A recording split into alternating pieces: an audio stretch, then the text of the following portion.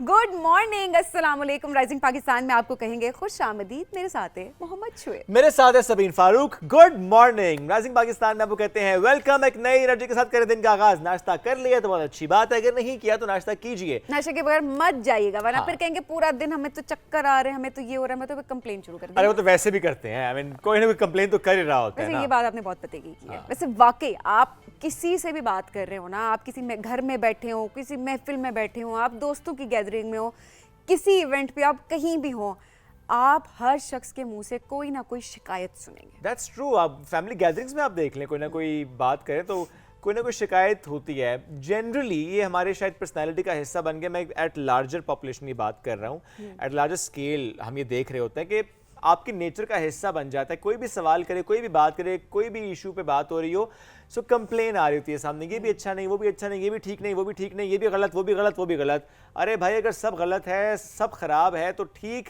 क्या है, ये मेरा सवाल है। ठीक किसने करना है, ये मेरा दूसरा सवाल है। हम ठीक क्यों नहीं कर रहे, ये भी मेरा सवाल है। सो इस पर बात करना बहुत इंपॉर्टेंट है कि why are we complaining as a nation.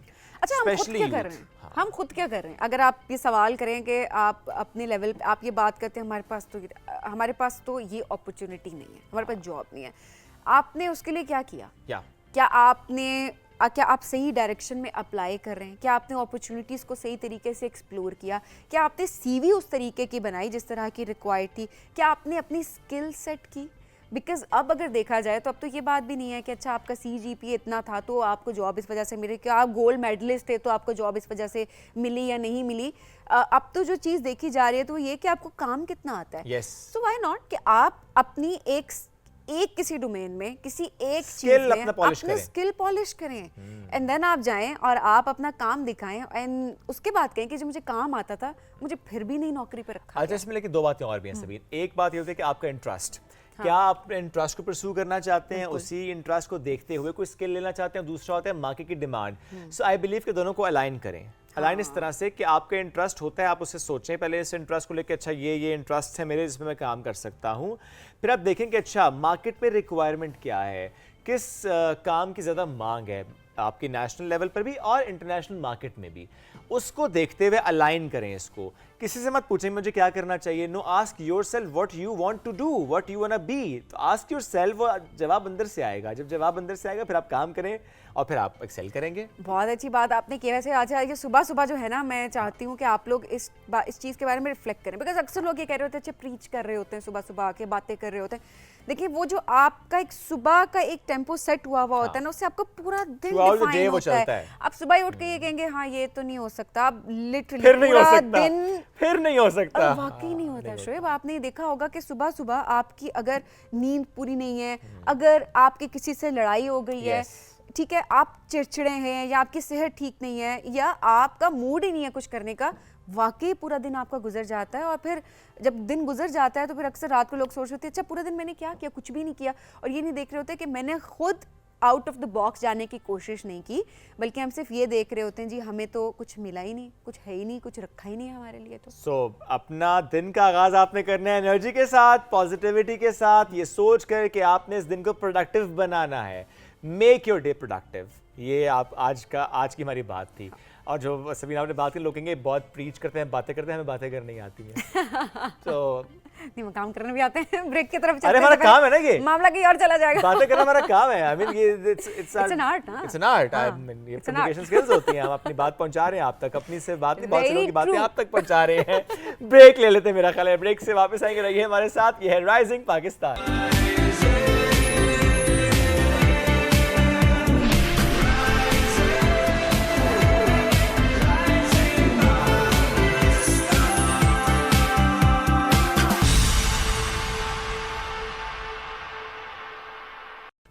Welcome back after break. Rising Pakistan में एक बार फिर कहते हैं खुश आमदीद। हम मुलाकात कराते हैं आपकी एक वीलॉगर से, सोशल मीडिया इन्फ्लुएंसर से, किस तरह से फैशन को लेकर वो चल रहे हैं सोशल मीडिया पर, कैसे वो ट्रैवल व्लॉगिंग भी करती हैं, इंटरव्यूज़ भी करती हैं, सोशल मीडिया पे कैसे अपनी वो एक स्पेस उन्होंने क्रिएट की है और किस तरीके से आगे बढ़ रही हैं। ज़ैनब राजा इनका नाम है, उनको करते हैं वेलकम। अस्सलाम वालेकुम ज़ैनब, गुड मॉर्निंग। वालेकुम सलाम, गुड मॉर्निंग। ग्रेट। आपने सोशल मीडिया की डोमेन में काम करने का सोचा कैसे? आप जस्ट बिकॉज ऑफ दिस कि चूंकि आजकल ट्रेंड है, सब काम कर, तो आपने सोचा कि लेट्स डू इट? नहीं, मुझे बहुत पहले से शौक था। जब से टिकटॉक आई थी तो म्यूजिकली इसका नाम था, बिल्कुल ऐसे तब से मैं बनाती थी। और ये है कि मुझे परमिशन नहीं थी। टिकटॉक का नाम म्यूजिकली? हाँ, मेरे वक्त में तो था, अब आप जरा बात की है। 2014 या Yes, ऐसे 15 ही की है, बात musically है। था। तो अच्छा। उस वक्त परमिशन नहीं थी, बनाती थी, फिर कोई घर वाला देख लेता था तो मैं प्राइवेट कर देती थी, अकाउंट डाउन करती थी। तो अब जाके थोड़ी बहुत परमिशन मिली है तो मैंने कहा चलिए अब बनाना स्टार्ट कर देते हैं। अच्छा, मेरे साथ भी ये हुआ ना, जब उस वक्त म्यूजिकली था ना सबीन, तो मैंने भी उस वक्त बस नया था, सो मैंने उस पर अकाउंट बनाया, मैंने उसमें कुछ वीडियोस डाली, मेरी वीडियोस काफ़ी अच्छी उसकी रीच थी ना, तो मुझे जिस इदारे में मैं काम करता था वहाँ से मुझे आ गया एक नोटिस। मैंने कहा कि आई एम सो सॉरी, आइंदा मैं कभी नहीं करूँगा।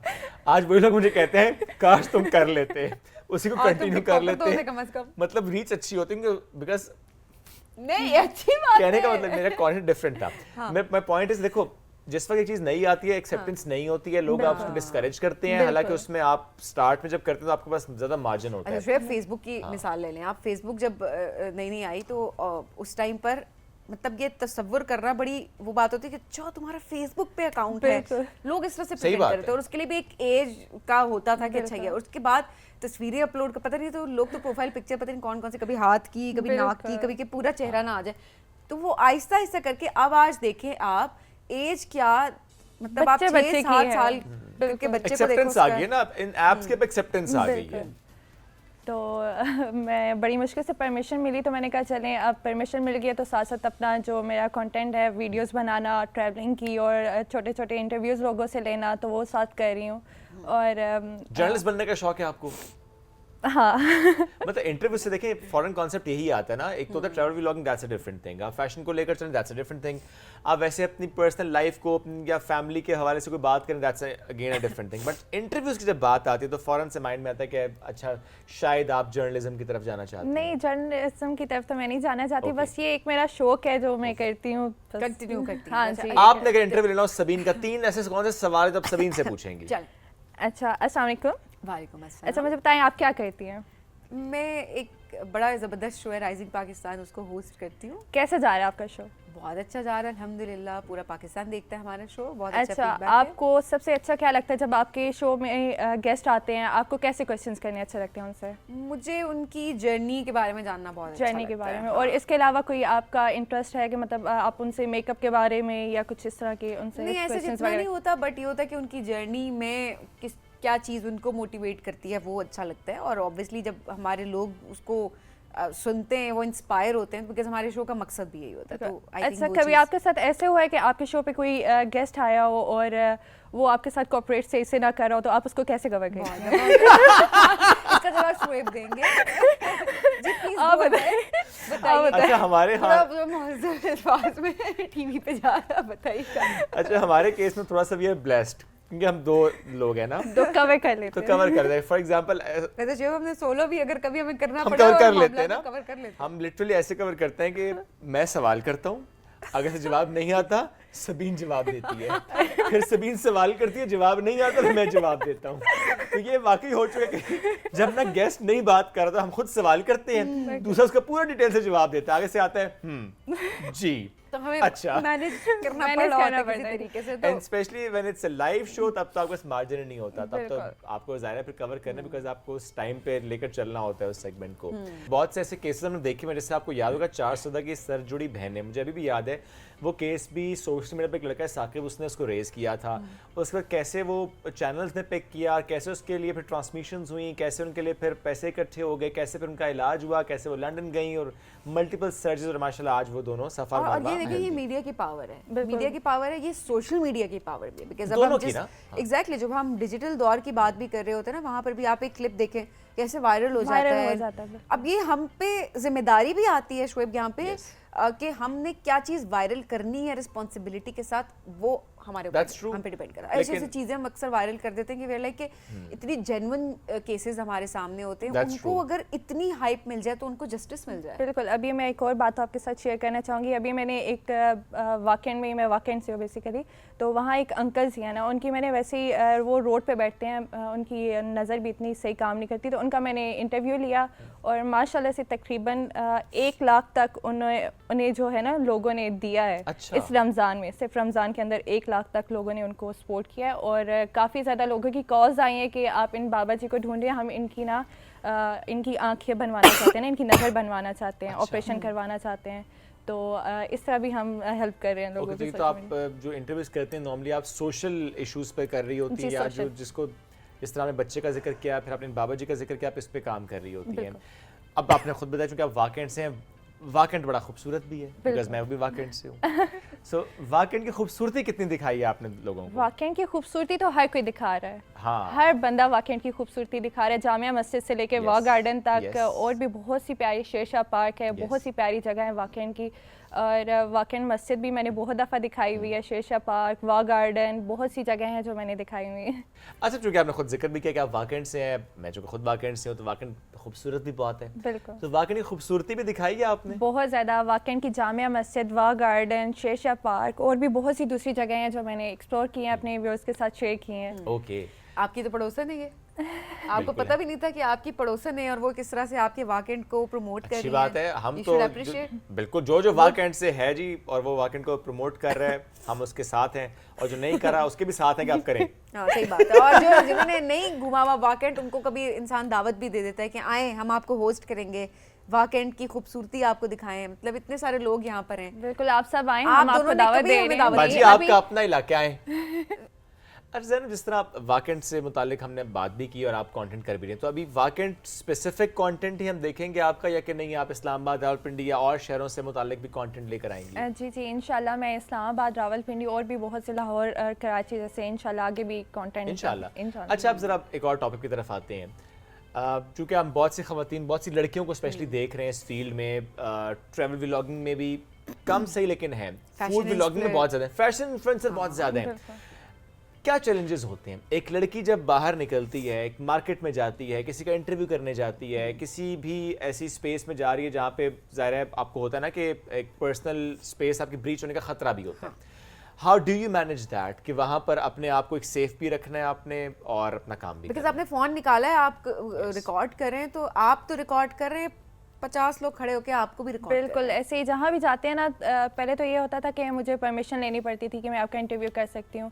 तो काफ़ी ज़्यादा लोग जो होते थे वो कहते थे नहीं, हमने इंटरव्यू नहीं देना, और काफ़ी एम्बेरसमेंट भी होती थी। बट ये है कि अब मैं जाती हूँ तो लोग खुद कहते हैं कि हमारा इंटरव्यू दें, लें आप हमसे। तो काफ़ी ज़्यादा लोग जो है ना, क्राउड आ जाता है। तो ये है कि थोड़ा मुश्किल तो होता है, लड़कियों के लिए बहुत मुश्किल होता है, बट ये है कि मैं मैनेज कर लेती हूँ। आपके साथ कोई होता है? हाँ जी, ज़रा फैमिली वीडियो मेंबर्स पूरी बननी है ना? जी जी, फैमिली मेंबर्स होते हैं। फैमिली मेंबर साथ होते हैं, फिर तो इतनी टेंशन की बात नहीं है, वो तो बिल्कुल, सपोर्ट सिस्टम आपके साथ मौजूद होता है, फिर तो आप वो इजीली बहुत ज़रूरी होता है। लेकिन शुएब, आपने बड़ा इंपॉर्टेंट पॉइंट यहाँ पे रेस किया, और मेरा ख्याल है ये हमें इस बारे में बात भी करनी Yes। चाहिए।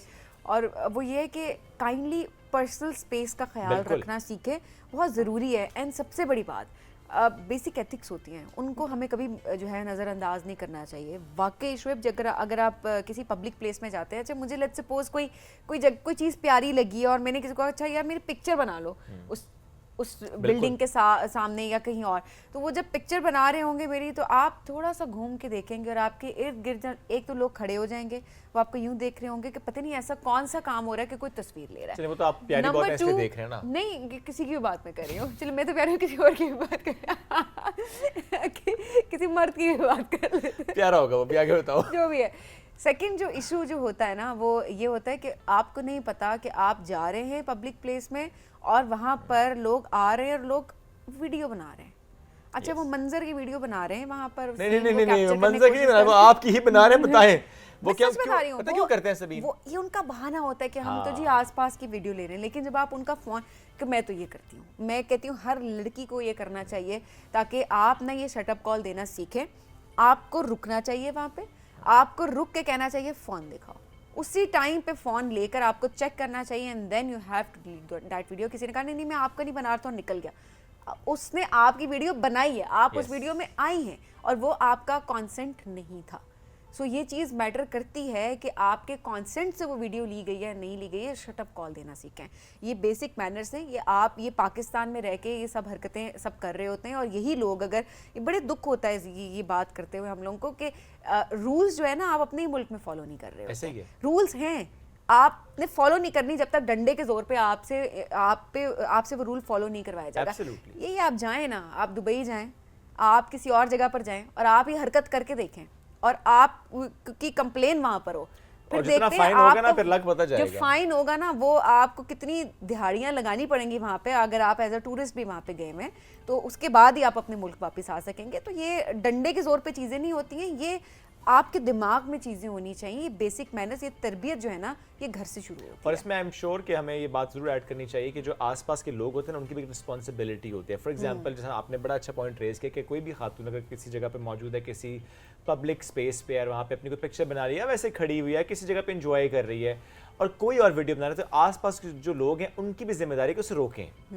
प्लीज बी द बैरियर कि नहीं भाई तुम गलत कर रहे हो, डोंट डू दैट। आजकल ये टिकटॉक की वजह से और ऐप्स की वजह से भी होता है, लोग वीडियो बना लेते हैं, म्यूजिक लगा देंगे, कोई शायरी लगा देंगे, अपने व्यूज के चक्कर में खामखा बस आपने उस वीडियो को बनाया। तो प्लीज अपनी वीडियो बनाए ना, किसी और की क्यों वीडियो बना रहे हैं? बहुत शौक है अपनी फैमिली की वीडियो बनाएं, आपकी फैमिली में बहुत सी खवातीन होंगी, बनाएं उनकी वीडियो जाके और लगाएं, आपकी मर्जी उनके भी है। कंसेंट के बगैर ना मतलब बने ना, ज़ाहिर कंसेंट के बगैर तो नहीं मैं बनती। वही बात कर रही हूँ, लेकिन शोएब अक्सर लोग नहीं ख्याल रख रहे होते ना, फैमिली व्लॉगिंग एंड एवरीथिंग वो हम देख रहे उनकी होते हैं, चॉइस है ना, फिर अब उनकी फैमिली ने एक्सेप्ट किया शायद इस चीज को। किया हुआ इस हाँ। चीज़ को, और खैर वो तो एक अलग टॉपिक हो जाता है और उसके बारे में अब हम आगे क्या ही बात करें। एनी हाउ बेसिक एथिक्स वो आप घर के अंदर हैं, घर के बाहर हैं, यू हैव टू फॉलो, और ये चीज़ें होनी चाहिए। आप डंडे के जोर पे कोई ना करे, आपके अंदर एक चीज़ होनी चाहिए जो ज़रूरी है। अच्छा, अब आगे क्या प्लान है, क्या सेट किया, कोई गोल्स हैं, व्हाट्स नेक्स्ट? अभी तो इस तरह कुछ भी प्लान नहीं किया। अभी मैं अपना यही रैंडम इंटरव्यूज़ जो कर रही हूँ यही कर रही हूँ, साथ साथ मॉडलिंग भी कर रही हूँ, शूट्स वगैरह जो होते हैं वो अपने कर रही हूँ। तो इसी को लेके चल रही हूँ, अभी आगे प्लान करूँगी, अब क्या करना है देखूँगी। अच्छा, so that's nice। तो जब मॉडलिंग की आप बात कर रहे थे, तो इसमें ब्रांड्स के साथ शूट करती हैं? जी, ब्रांड्स के साथ भी, सैलून्स वाले हैं उनके साथ Okay. भी कर रही हूँ, और डिफरेंट पीआर एक्टिविटीज भी, अदरवाइज भी। जी बिल्कुल। अच्छा, पीआर में भी लोग एक सवाल रखते हैं ना कि चूंकि इट्स अ पीआर एक्टिविटी, तो आपको होता है कि आपने तारीफ ही करनी होती है। बिल्कुल ऐसा होता है? ऐसा ही होता है ना, तारीफ करनी पड़ती है। नहीं, सभी कुछ लोग बड़े स्मार्ट होते हैं, वो कहते हैं हम तारीफ तो करते हैं, लेकिन हम उसमें ना एक एलिमेंट ऐड करते हैं कि इसका ये अच्छा है, इसका मतलब है कि बाकी अच्छा नहीं है। अगर आप बड़े स्मार्टली, लेकिन वो फिर एक ही दफा मिलता है पीआर। अगर आपने पैसे लिए हुए ना तो आपने उसकी वैसे भी अच्छी एक बार ही तारीफ करनी है। नहीं, अच्छा, अगर आप अच्छी प्रमोशन कर रहे होते हैं तो आपको बार बार भी वो जो उनका अगर लेट्स सपोज बिल्कुल। कपड़ों का है तो वो आपको जब नया आर्टिकल आएगा तो वो आपको भेजेंगे दोबारा इसका मतलब मैं अच्छी पीआर नहीं करता। आप अच्छी पीआर नहीं करते तभी पीआर नहीं आती। ये बड़ा मसला आप होता है। जितनी अच्छी तरह करेंगे आपको उतने ब्रांड्स और अप्रोच करेंगे। ज़ैनब, कितना अच्छा बिजनेस है ये। बहुत मैं अच्छा। चाहती हूँ क्योंकि जो लोग आना चाहते हैं इस फील्ड में एक अच्छे तरीके से, एक बेहतर तरीके से, और वो जो क्यों उनका ना शौक है आगे करने आएं का ही यार, काम। मतलब आगे आना चाहिए। कितना बिजनेस है, बहुत अच्छा बिजनेस है। और ये जो हमारी ख़वातीन, जो लड़कियां घर पे बैठी हुई जो डरती हैं कि हम ये करेंगे कुछ हो जाएगा या इससे कोई हमें नुकसान होगा या कुछ इसके बैड इम्पैक्ट्स होंगे, तो ऐसा कुछ भी नहीं है। फायदा ही होगा, पैसे फ़ायदा ही होगा, आपको घर बैठे पैसे मिल सकते हैं। अच्छा, एक लड़की अगर बैठी है, बिकॉज अक्सर जो है वो जब लोगों से पूछा जा रहा होता है, जब नए या कोई ब्रांड अप्रोच कर रहा होता है तो हमें नहीं पता होता, अच्छा आपने अगर एक ड्रेस लिया है, आपने उस ड्रेस को पहन के पिक्चर भी बनानी है, वीडियो भी बनानी है, और लेट्स सपोज आपने उसको शाउट आउट देना है किसी तरीके से स्टोरी पे भी लगा के, तो हमें नहीं समझ आ रही हो, तो अक्सर हमें कहते हैं कि आपकी क्या डिमांड है।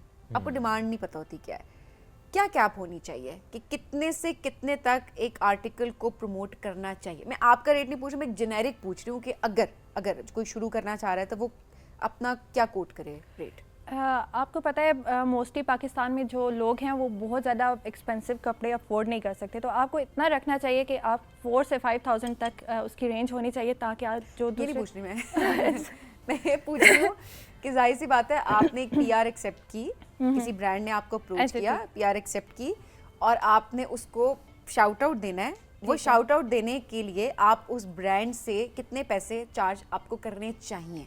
ठीक है। ये सवाल इसलिए भी करें, जो नॉर्मली ब्रांड्स अप्रोच इस तरह से करते हैं, हम आपको आर्टिकल आप भेज बताएं। देंगे। हाँ। नहीं बताएं भी वाली बात सेकंड स्टेप है ना, बस आर्टिकल दे देंगे, आप कर दें। भाई दे देंगे, ठीक है दे देंगे, हाँ, फिर स्टोरी पे लगेगा ज़्यादा से ज़्यादा। और क्या? हाँ, ये फॉलोअर्स पर डिपेंड करता है, आपके जितने अच्छे फॉलोअर्स हैं ना, आप उतनी रेंज 1 लाख फॉलोअर किसी के हैं, उसको कितना चार्ज करना चाहिए? अगर आपके टिकटॉक पे हैं तो उसको 20+ चार्ज इंस्टा की करना बात करी चाहिए। मैं। इंस्टा 20+ तो करने चाहिए। 20,000 जी, प्लस आपको plus। चार्ज करनी चाहिए। जी। चलिए, it's good. Then again obviously brand पे भी डिपेंड करता है कि कौन सा ब्रांड आपको अप्रोच कर रहा है, बट देखिए ये ना ये एस्टिमेट सबको थोड़ा करके लेके रखना चाहिए, क्योंकि नए लोग जो आ रहे हैं स्पेशली, बिकॉज बहुत सारे लोग ना एक्सप्लॉइट भी करने की कोशिश करते हैं, आपको आर्टिकल भेजेंगे, हम article, it's your choice, but still देखिए इट्स अ बिजनेस, सो जो भेज रहे हैं वो भी अपना बिजनेस सही बात कर रहे हैं, एंड देन आप भी अपने फॉलोअर्स आपने भी तो मेहनत करके गेन किए ना। अच्छा, इसमें बहुत से लोग होते हैं ना, सभी वो इस तरह अप्रोच करते हैं। एक्चुअली हम तो नया स्टार्ट किया है ना, अभी तो हमारे पास बजट भी नहीं है, तो अभी बस ये है कि अभी स्टार्ट करते हैं, फिर कि आगे चल के ना ठीक कर लेंगे। आगे चल के ठीक नहीं होता, नहीं वो होता अभी ना, हमारे- यही तो मसला है। काफ़ी सारे मैसेजेस आते हैं, हमारा स्टार्टअप है, आप हमारे साथ हमारी हेल्प करें, और हम जब आगे जाके हमारा सेट हो जाएगा तो हम आपको काफ़ी जो है मतलब आप जिस तरह कहेंगे Long term हम बोलेंगे, चलेंगे, ये बिल्कुल होगा, लॉन्ग टर्म वो चलेंगे, होगा। आप जितने पैसे बोलेंगे हम आपको उतने देंगे, तो इस तरह काफ़ी तो आते ये हैं। इसी झांसे में नहीं आना नेक्स्ट आपने। टाइम कभी भी नहीं आती, हमारे से बहुत धोखे हुए इस तरह। ऐसा कोई सही झांसा बात है। नहीं, बिल्कुल नहीं। और ना Next झांसा जो में है देना, वो आज है।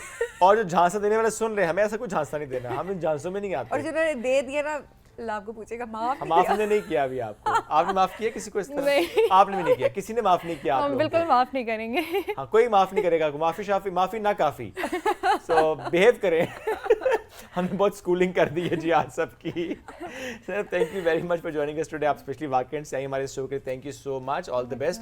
जिस तरीके से आप लेकर चलें, it's very tough, it's very challenging. इस तरह फील्ड में जाना, मार्केट्स में जाना, इंटरव्यूज करना, sometimes it's very very challenging, specially women. एक लड़की के लिए तो ज़्यादा चैलेंजिंग हो जाता है ये। तो हम सबको मिलकर इस सिस्टम में इनको सपोर्ट करना, ताकि ये बहुत फ्रीली अपना काम कर सकें, अपना कंटेंट क्रिएट कर सकें। जिस तरह से कुछ एग्जांपल्स उन्होंने कोट किए हैं, किसी की अगर मदद हो जाती है किसी की कंटेंट से, तो इससे अच्छी तो कोई बात हो नहीं सकती, इससे प्यारी कोई बात नहीं हो सकती। हम एक ब्रेक की तरफ बढ़ेंगे, ब्रेक से वापस आएंगे, रहिए हमारे साथ। ये है राइजिंग पाकिस्तान।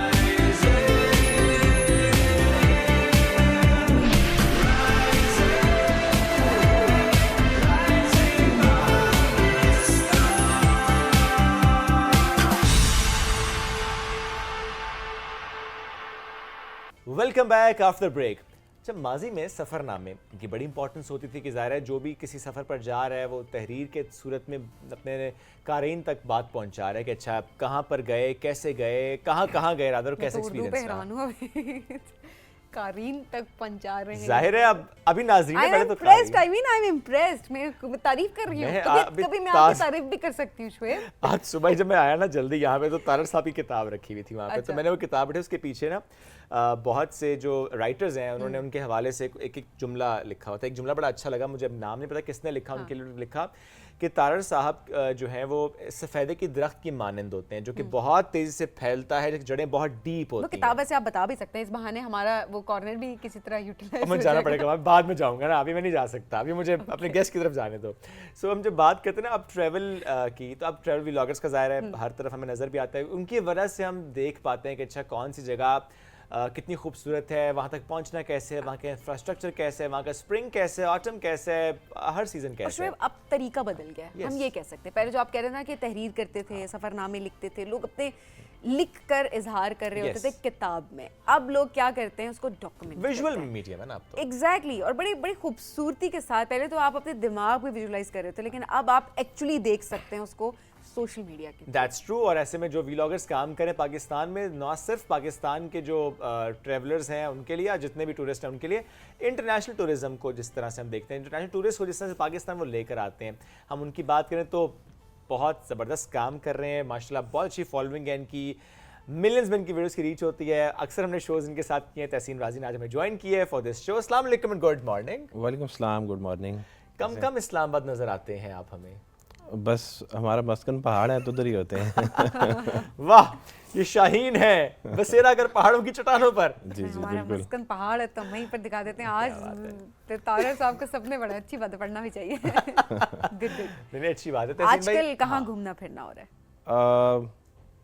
कल तो मैं लाहौर था, आज Okay. इस्लामाबाद हूँ ओके। और कल स्कर्दू होगा आने वाले। Nice. अच्छा, स्कर्दू इस वक्त बहुत ज़्यादा लोग जा रहे हैं just because of the spring season.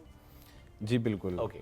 Spring के ये अप्रैल मिड से लेके आखिर तक जो सबसे बेस्ट डेज हैं स्प्रिंग सीजन के वो ओके। यही हैं, तो इसमें आजकल लोग जा रहे हैं स्कर्दू और हंजा दोनों। तो अब बताएं ज़रा, स्प्रिंग में किसी ने अगर प्लान करना है ट्रैवल, तो हम यूँ स्टार्ट करते हैं कि 3-4 दिन का अगर वक्त है किसी के पास, so Islamabad should be the base for that travel actually. So 3-4 दिन किसी के पास हैं, उसने जाना है कहीं पे स्प्रिंग सीजन में, कहाँ वो जा सकता है फैमिली के साथ, ताकि हम उसमें आपकी तरह वो इतनी लंबी हाइक वाइक और ये चक्कर वक्कर और नहीं ये है। भी देख लें कि अभी जो स्प्रिंग चल रहा है वो हर इलाके का डिफरेंट ही Different उसका है, वेदर हाँ, चल रहा है। हाँ बिल्कुल, स्वात वैली में तो ऑलमोस्ट कवर हो चुका है, जैसे Yes. आपने बोला हर इलाके का अलग है।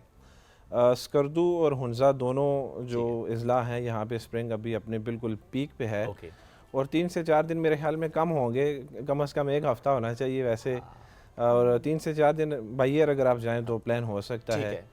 इस्लामाबाद से स्कर्दू की फ़्लाइट ली जाए और फिर वहाँ पे विद इन स्कर्दू और आगे घांचे जो सबसे बेहतरीन डेस्टिनेशन है फॉर स्प्रिंग स्प्रिंग। ये सवाल मैंने इससे भी 3-4 दिन का किया तहसीन भाई आपसे, इनके बहुत से ट्रैवल कंपनीज जो हैं वो उनका जब आता है ना हमारे पास से इटिनरी, अच्छा जी हम डे 1 इस्लामाबाद से निकलेंगे, यहाँ पहुंचेंगे, फिर यहाँ पहुंचेंगे, चौथे दिन क्या 3.5 दिन बाद कहते हैं वापस इस्लामाबाद घर में आप होंगे। तो मैं कहता हूँ क्या कर रहे हो, सिर्फ ट्रैवल करवाओगे क्या? है ना, सारा ट्रैवल रोड ट्रैवल हाँ। अगर इस्लामाबाद से आप स्कर्दू तक की Yes. बात करें, वाकई वो रोड ट्रैवल इतना होता है, बहुत ज्यादा होता लेकिन है। कहते हैं वो ट्रैवल इतना मजे का मैंने कभी किया नहीं। अब ये राय लेते हैं ना इनसे कि ये क्या करना चाहिए, कि ऐसे किसी प्लान के साथ जाना चाहिए, या कि जो तहसीन भाई आपने बात की कि नहीं at least a week should be there? मेरे ख्याल में एक हफ़्ता कम से कम होना चाहिए, क्योंकि इस्लामाबाद से स्कर्दू तकरीबन कोई 18 से 20 घंटे का बिल्कुल रोड ऐसे ट्रैवल है। तो अगर आप रोड ट्रैवल की बात करें तो 2 दिन तो आपके आने जाने में लग गए, तो 2 दिन में आप स्कर्दू को क्या एक्सप्लोर करोगे? सही बात है। सही बात वहाँ है पे इतनी ज़्यादा डेस्टिनेशंस हैं कि आपको कम से कम 4 से 5 दिन स्कर्दू और आगे जो घांचे या उसके जो इर्द गिर्द जितने भी अजला हैं उसमें जाने के लिए चाहिए। ठीक है, तो ये स्प्रिंग के लिए जो बेस्ट डेस्टिनेशन आपने बताई पाकिस्तान के पर्सपेक्टिव से वो तो हो गई गांचे। जी, घांचे, खपलू ठीक है, और आगे कुंदस वैली है, उसका जो स्प्रिंग है वो कुंदस वैली, जी ये कुंदस कुछ वैली। नया नया है हमारे लिए। कुंदस वैली अभी रिसेंटली ओपन हुआ है, इससे पहले यहाँ पे जाने के लिए इजाज़तनामा दरकार था। ओके तो 2 साल हुए हैं वहाँ पे टूरिस्ट अभी जाने लगे हैं। ये बिल्कुल पाकिस्तान का जो नॉर्दर्न मोस्ट पार्ट है, जहाँ से आगे फिर सियाचिन के इलाके शुरू हो जाते हैं, ठीक है। ये कुंदस वैली है। और कुंदस इज ओपन फॉर स्प्रिंग या ये समर तक फिर ओपन रहता है?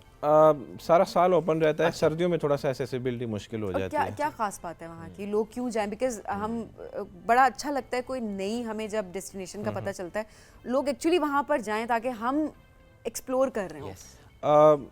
मेरी अपनी जो ज़ाती राय है ना, कुंदस के जो पहाड़ हैं, बल्कि पूरे ज़िला घांचे के जो पहाड़ हैं, उन जैसे पहाड़ पूरे पाकिस्तान में और कहीं पे भी नहीं है। Really? जो कोन्स हैं कुंदस की, आपका पासू कोन्स का आपने सुना होगा, तो पासू कोन्स से ज़्यादा खूबसूरत और ज़्यादा बड़ी जो कोन्स हैं वो कुंदस में हैं। ओके जी हाँ। अच्छा, ये बड़ा क्लेम है वैसे, ये क्लेम कर रहे हैं आप, काफी बड़े लोग इस पे कर रहे होंगे क्वेश्चन को।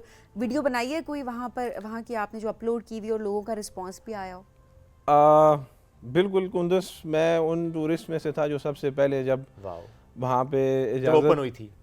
दरकार थी, उससे पहले भी मैं जो है वो जा चुका था। ओके और कुंदस से अभी रिसेंटली मैंने केटू का फोटो भी बनाया है। यस जो मैंने कि- दैट आई सॉ। जी जी यस जी जी। केटू की तस्वीर कुंदस से, यस।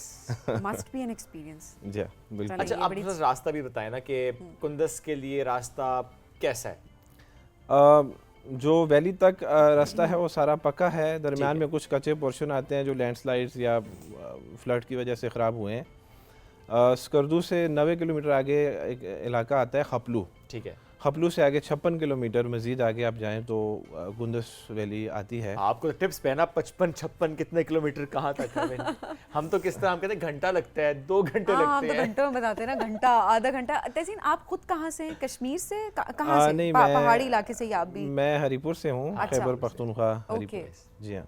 आप सही। तो वहाँ के डैम के इतने प्यारे प्यारे मंजर दिखा देते हैं हमें अपने इंस्टाग्राम फेसबुक, हम कहते हैं तहसीन भाई ये भी हमने जगह नहीं देखी। बस आपको थोड़ा असर होने लगा है ना, आपका अकलश भी पहुंच गए हमारे हाँ, पीछे। Let me add this. जी हुआ ये कि रमज़ान में ना हमारे कुछ दोस्त आए हुए थे अफ्तारी पे मेरे घर, तो हम बैठे गपशप लगा रहे हो, और उस दिन तहसीन भाई थे काकलश्ट वैली चित्राल में। नाम भी पहली बार सुना, मुंह पे भी नहीं चढ़ रहा था, काकलश्ट है, काकलश्ट है, क्या है? सो ऐसे बैठे, हमने कहा यार कि कहीं जाते हैं, तो उन्होंने कहा तहसीन भाई आजकल गए हुए जी काकलश्ट, तो लेट्स गो काकलश्ट। मैंने उनसे कहा जी आप कहाँ हैं? उन्होंने कहा जी वहाँ। मैंने कहा एक दिन और रुकते नहीं, हम आ रहे हैं। सो उन्होंने कहा नहीं यार मेरे सारे कपड़े गंदे हो गए, मैंने वापस आना है। सो नेक्स्ट डे फिर हम चले गए काकलश्ट and that was worth going. It was an amazing place. अपना एक्सपीरियंस पहले आप बताएं कि आपका एक्सपीरियंस काकलश्ट का कैसा रहा? काकलश चित्राल में है, आप थोड़ा सा ऑडियंस को भी बताएं। बिल्कुल। और चूँकि हमारा अपना सूबा है तो हमारे लिए तो इजी भी है हर जगह जाना। तो मैं काकलश गया था शंदूर पास क्रॉस करने। ओके। बहरहाल अनफॉर्चुनेटली बर्फबारी हो गई थी बंद, हाँ बंद। और वो बंद था, तो हम काकलश की तरफ मुड़े और हम एक्सपेक्ट नहीं कर रहे थे कि ये इतना ग्रीन होगा। ओके।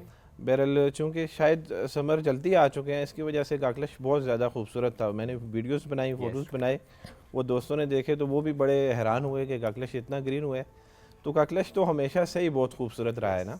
और काकलश जाने की भी जो सबसे बेहतरीन दिन है या वो विंटर्स हैं, विंटर्स में भी मैं एक्सेसिबल होता है। विंटर्स में एक्सेसिबल होता है, ओके और या वो स्प्रिंग है। ओके। जी हाँ। नहीं तो स्प्रिंग में तो हमने स्प्रिंग एक्सपीरियंस कर लिया, तो हमें लगता है स्प्रिंग ज्यादा बेहतर है। लश ग्रीन, जितने लोगों ने हमारी वीडियोस देखी हैं, तहसीन भाई की तो खैर अब आप माशाल्लाह बहुत ही ज्यादा प्लान कर लें विंटर्स में भी जाने विंटर्स में भी जाने का प्लान कर ले, चलें कुछ सोचते हैं। लेकिन एक चीज और उसके बारे में, इसमें वो जो गांव है, लिटरली वो लगता है कोई पिक्चर है। हाँ, बड़ा 3D लुक आती है, बहुत नीचे 3D लुक है बोनी की। उसकी। आई मीन आई वाज अमेज्ड कि ये कौन सी जगह है ये। अच्छा, काकलश में लेकिन रास्ता ऐसा है ना कि बहुत टाइम लग जाता है आपको। कितना ट्रैवल का टाइम होता है? आप उनसे सवाल करेंगे तो उनका जवाब कुछ और है, और मैं चाहता हूँ कि आप ये सवाल उनसे करें, बताएं। लेकिन इससे पहले कि आप ये सवाल उनसे करें, मैं बता दूं कि मुझे कितने घंटे लगे, तो उसके बाद मुझसे जरूर पूछेगा। तो जनाब, मुझे यहाँ से चित्राल तक लगे थे तकरीबन 8 साढ़े 8 घंटे, उसके बाद लगे थे 3.5 4 घंटे। अब इनसे पूछे इन्हें कितना वक्त लगा था। मतलब आपको तकरीबन 12 साढ़े 12 घंटे वहां तक पहुंचते हैं मुझे लगे थे। आप Okay. बताएं। वो मेरे कैलकुलेशंस पे ना जाए, फिर सारे टाइम गलत हो जाएंगे। लेकिन आप फिर भी बताएं। आपको कितना टाइम लगा? हमें इन्हें 4 घंटे लगे थे और हमें 1 घंटे 20 मिनट लगे थे। कैसे? रास्ता तो वही था। बस हमें थोड़ा सा रास्तों का आइडिया भी था, और हालांकि मतलब ये रास्ता भी घूम वही घूम के था, आए होंगे। गाड़ी भी वही थी, पर मुझे समझ नहीं आया ये आप लोग इतनी जल्दी कैसे पहुंचे वहां पे। हाँ ठीक है, मैं वैसे स्लो ड्राइव कर रहा था नहीं, मैं वहाँ पे। वैसे नहीं, वो भी हो सकता है कि आप केयरफुली ड्राइव करें, क्योंकि आप कभी कभी जाते हो और वो That's true. स्मूथली ड्राइव करें, बिकॉज वो यूज्ड टू है कि ये पहाड़ों में गाड़ी possibility कैसे चल रही है, तो ये बिल्कुल, पॉसिबिलिटी हो सकती है। इसका मतलब इतना दूर नहीं है जितना आपने मैंने लोगों को डरा रहे हैं यहाँ बैठ के जा रहे हैं दूर है, ड्राइविंग ध्यान से। दूर है, चित्राल तक तो दूर ही है ना। हाँ, चित्राल तक तो दूर है, चलो ठीक है, लेकिन आगे इतना दूर क्या नहीं। तुम्हें एयरलिफ्ट करेंगे यहाँ से चित्राल, फेंकेंगे ऐसे, जाओ I बीबी wish- जिस I वैली wish- में घूमना है घूम लो। वो बात है, मुझे रोड ट्रैवल बहुत बुरा लगता है। तो ये पर्सनल हेली भी है आपके पास, तो आप उस पर चली जाए। या इज अच्छा चलिए, काकला से आप जरा मूव करते हैं। चलें जी। थोड़ा साउथ की तरफ आते हैं। आप तो रमजान से पहले बलूचिस्तान भी कवर किया, बट आई थिंक बलूचिस्तान का सीजन अब ओवर हो चुका है। बलूचिस्तान चूँकि बहुत बड़ा है, पाकिस्तान का एरिया वाइज 45% है, तो बलूचिस्तान एक ऐसा सूबा है पाकिस्तान में जहाँ पे बेक वक्त आपको हर तरह का मौसम ये मिलता बात है। भी सही है। आपको जो साउदर्न पार्ट है वहाँ पे गर्म मौसम मिलेगा, जो नार्दर्न पार्ट है वहाँ पे कदरे बेहतर मौसम होता है। स्प्रिंग है और ठंडा मौसम है। बलूचिस्तान का स्प्रिंग कैसा है? I have never experienced. Balochistan के जो नार्दर्न पार्ट्स हैं, क्वेटा और उसके पीछे वाले जो पार्ट्स हैं, यहाँ पे चेरी ब्लॉसम बहुत अच्छा आता है। चेरी के बहुत ज़्यादा प्लांटेशन है, नाइस। तो वो बहुत अच्छा होता है। सेब का जो ब्लॉसम है वो भी बहुत अच्छा है। ओके। तो ओवरऑल बहुत अच्छा लैंडस्केप मिलता है आपको ब्लॉसम में। लेकिन अदरवाइज अगर आपने सदर्न पार्ट की तरफ जाना है तो फिर दिसंबर, जनवरी, फरवरी, दीज आर 3 मंथ्स। नवंबर से लेके नवंबर टू फरवरी 4 महीने हैं जिसमें आप जा सकते हैं। गर्मी में जाएं तो अच्छा, वहाँ पे कुछ जगह ऐसी हैं जैसे मोला चटोक और बहुत सी और जगह जहाँ पे चश्मे और आबशारें बहुत खूबसूरत हैं, जो कि वाकई लोगों ने नहीं देखी हुई। हाँ जी। आप गए हैं इन आबशारों की तरफ? हाँ जी, मैं गया हूँ एक दफ़ा। ओके। जी हाँ। कौन सी जगह जो रह गई है वैसे? वो होता है ना प्लान किया हुआ है कि आपको बहुत सोचना पड़ेगा। एग्जैक्टली, बड़ा सोचना पड़ता होगा आपको। क्या अब क्या प्लान किया हुआ है? नई जगह? समर्स में एक प्लान है मेरा, कहाँ का? स्नो लेक का। ये कहाँ पे है? स्नो लेक एक गिलगित बल्तिस्तान में ही एक आइस बेसन है, जो कि 4000 मीटर से ज़्यादा हाइट पे और बिल्कुल एक बर्फ़ का मैदान है। ओके। और उसके मुख्तलिफ पासेस हैं जो टेक्निकल भी हैं थोड़े से, उनको क्रॉस करके स्नो लेक में जाना। और फिर आप ऐसे कह सकते हैं कि स्कर्दू से आपने जीप ट्रैक है, फिर उससे आगे फिर ट्रैकिंग है कोई 10-12 दिन की, बल्कि 14 दिन की। ओके। और उससे आपने चल के फिर जाना है, इधर आप शिमशाल भी जा सकते हैं और आप नगर भी जा सकते हैं, हुंजा साइड, स्कर्दू से हुंजा अगर आप। ओके। एक स्कर्दू से हुंजा। बहुत ज़्यादा एडवेंचर है वैसे, एक्स्ट्रा हो गया। हाँ, ये मेरा एक ट्रैक रहता भी है जो बड़े ट्रैक्स में ये तो फिर हो जाएगा, Plan अगर किया रहता हुआ तो फिर तो हो जाएगा। मतलब अब ये नहीं हो सकता ना कि तहसीन भाई के मैं एक ही जगह बार बार करूँ, कहेंगे नहीं ये जो रहती है लेट्स टिक दिस। लेकिन तहसीन डर कैसे निकालते हैं वैसे? कुछ ऑब्वियसली नई जगह पे आप जा रहे होते हैं, ट्रैकिंग के पर्सपेक्टिव से भी, दूसरा अपनी सेफ्टी के perspective, safety in the sense कि ऑब्वियसली जिन जगहों पे आप जा रहे होते हैं वीरान जगह होती हैं, तो जंगली जानवर बहुत सारे, और आपको डर खौफ तो होता ही होगा। How do you manage?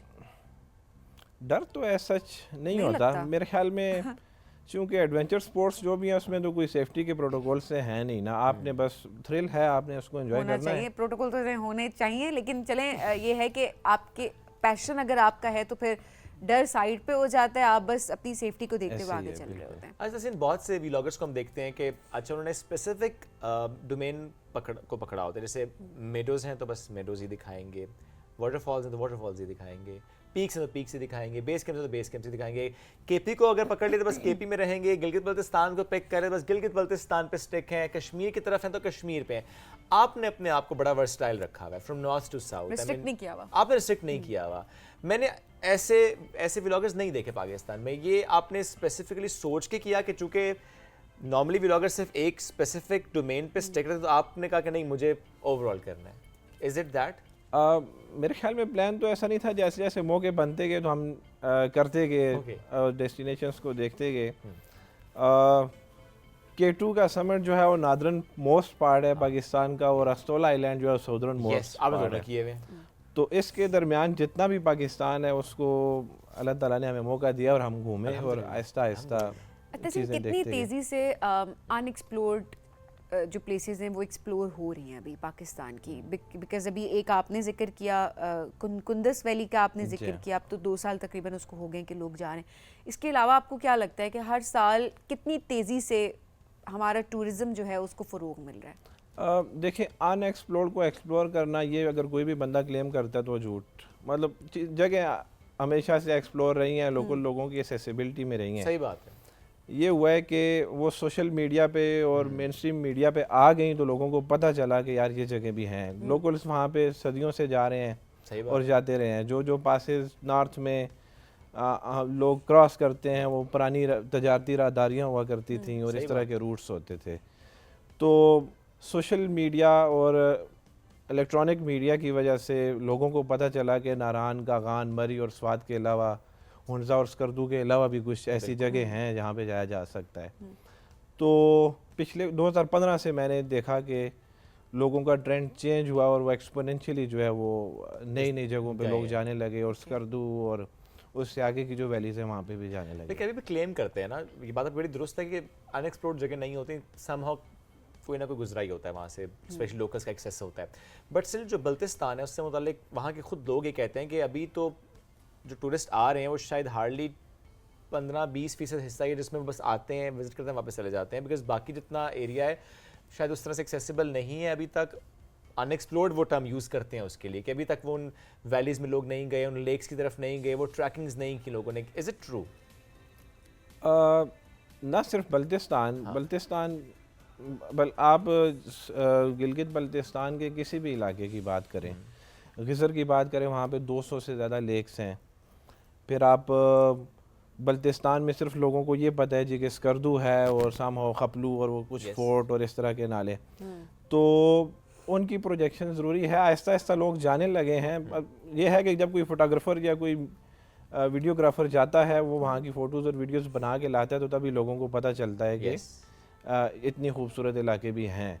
तो वो जो बल्तिस्तान के लोग कहते हैं वो समहाउ कुछ ना कुछ हद तक ठीक ही कहते हैं, उनकी एक्सेस में है। हाँ, लेकिन जो लोगों बाहर को से नहीं जो- पता, लोग लोगों को जाते नहीं नहीं हैं। जी जी। ज़ाहिर जब पता ही नहीं होगा लोगों को, तो लोग कैसे जाएंगे? वो प्लान ही नहीं करेंगे, एग्जीक्यूट नहीं करेंगे। जिस तरह आप कभी कभी तो ये होता है ना कि आप जा कहीं रहे होते हैं, रास्ता बंद होता है, फिर आप ऑफ ट्रैक होते हैं, फिर आप नई जगह पहुंच जाते हैं। फिर आप लोगों को जब बताते हैं कि मैं यहाँ गया था, लोग कहते हैं वाओ, वो समझते हैं आप प्लान से गए थे, हालांकि आप अनप्लान गए होते हैं। लेकिन एक अच्छी बात ये होती है कि वो तमाम जगह बड़ी खूबसूरत हैं, बहुत खूबसूरती वहाँ पे आपको दिखाई दे रही होती है। आप लोग भी जो कैप्चर कर रहे होते हैं, मैं तो कहूँगी कि बहुत ज़्यादा क्रेडिट जाता है ट्रैवल No ब्लॉगर्स को भी, कि कोई भी जगह जहाँ पर वो जाते हैं, मतलब हम जैसे लोग जो घर बैठे होते हैं, कम से कम एक ऐसा लगता है हम वहाँ से होके, दूसरा ये कि हमारा टूरिज़्म प्रमोट हो रहा होता है, सबसे बड़ी बात ये होती है। इज़ इट डिफ़िकल्ट कि आप किसी भी जगह पर जाएँ एंड देन आप उसको कैप्चर करें एंड एवरीथिंग?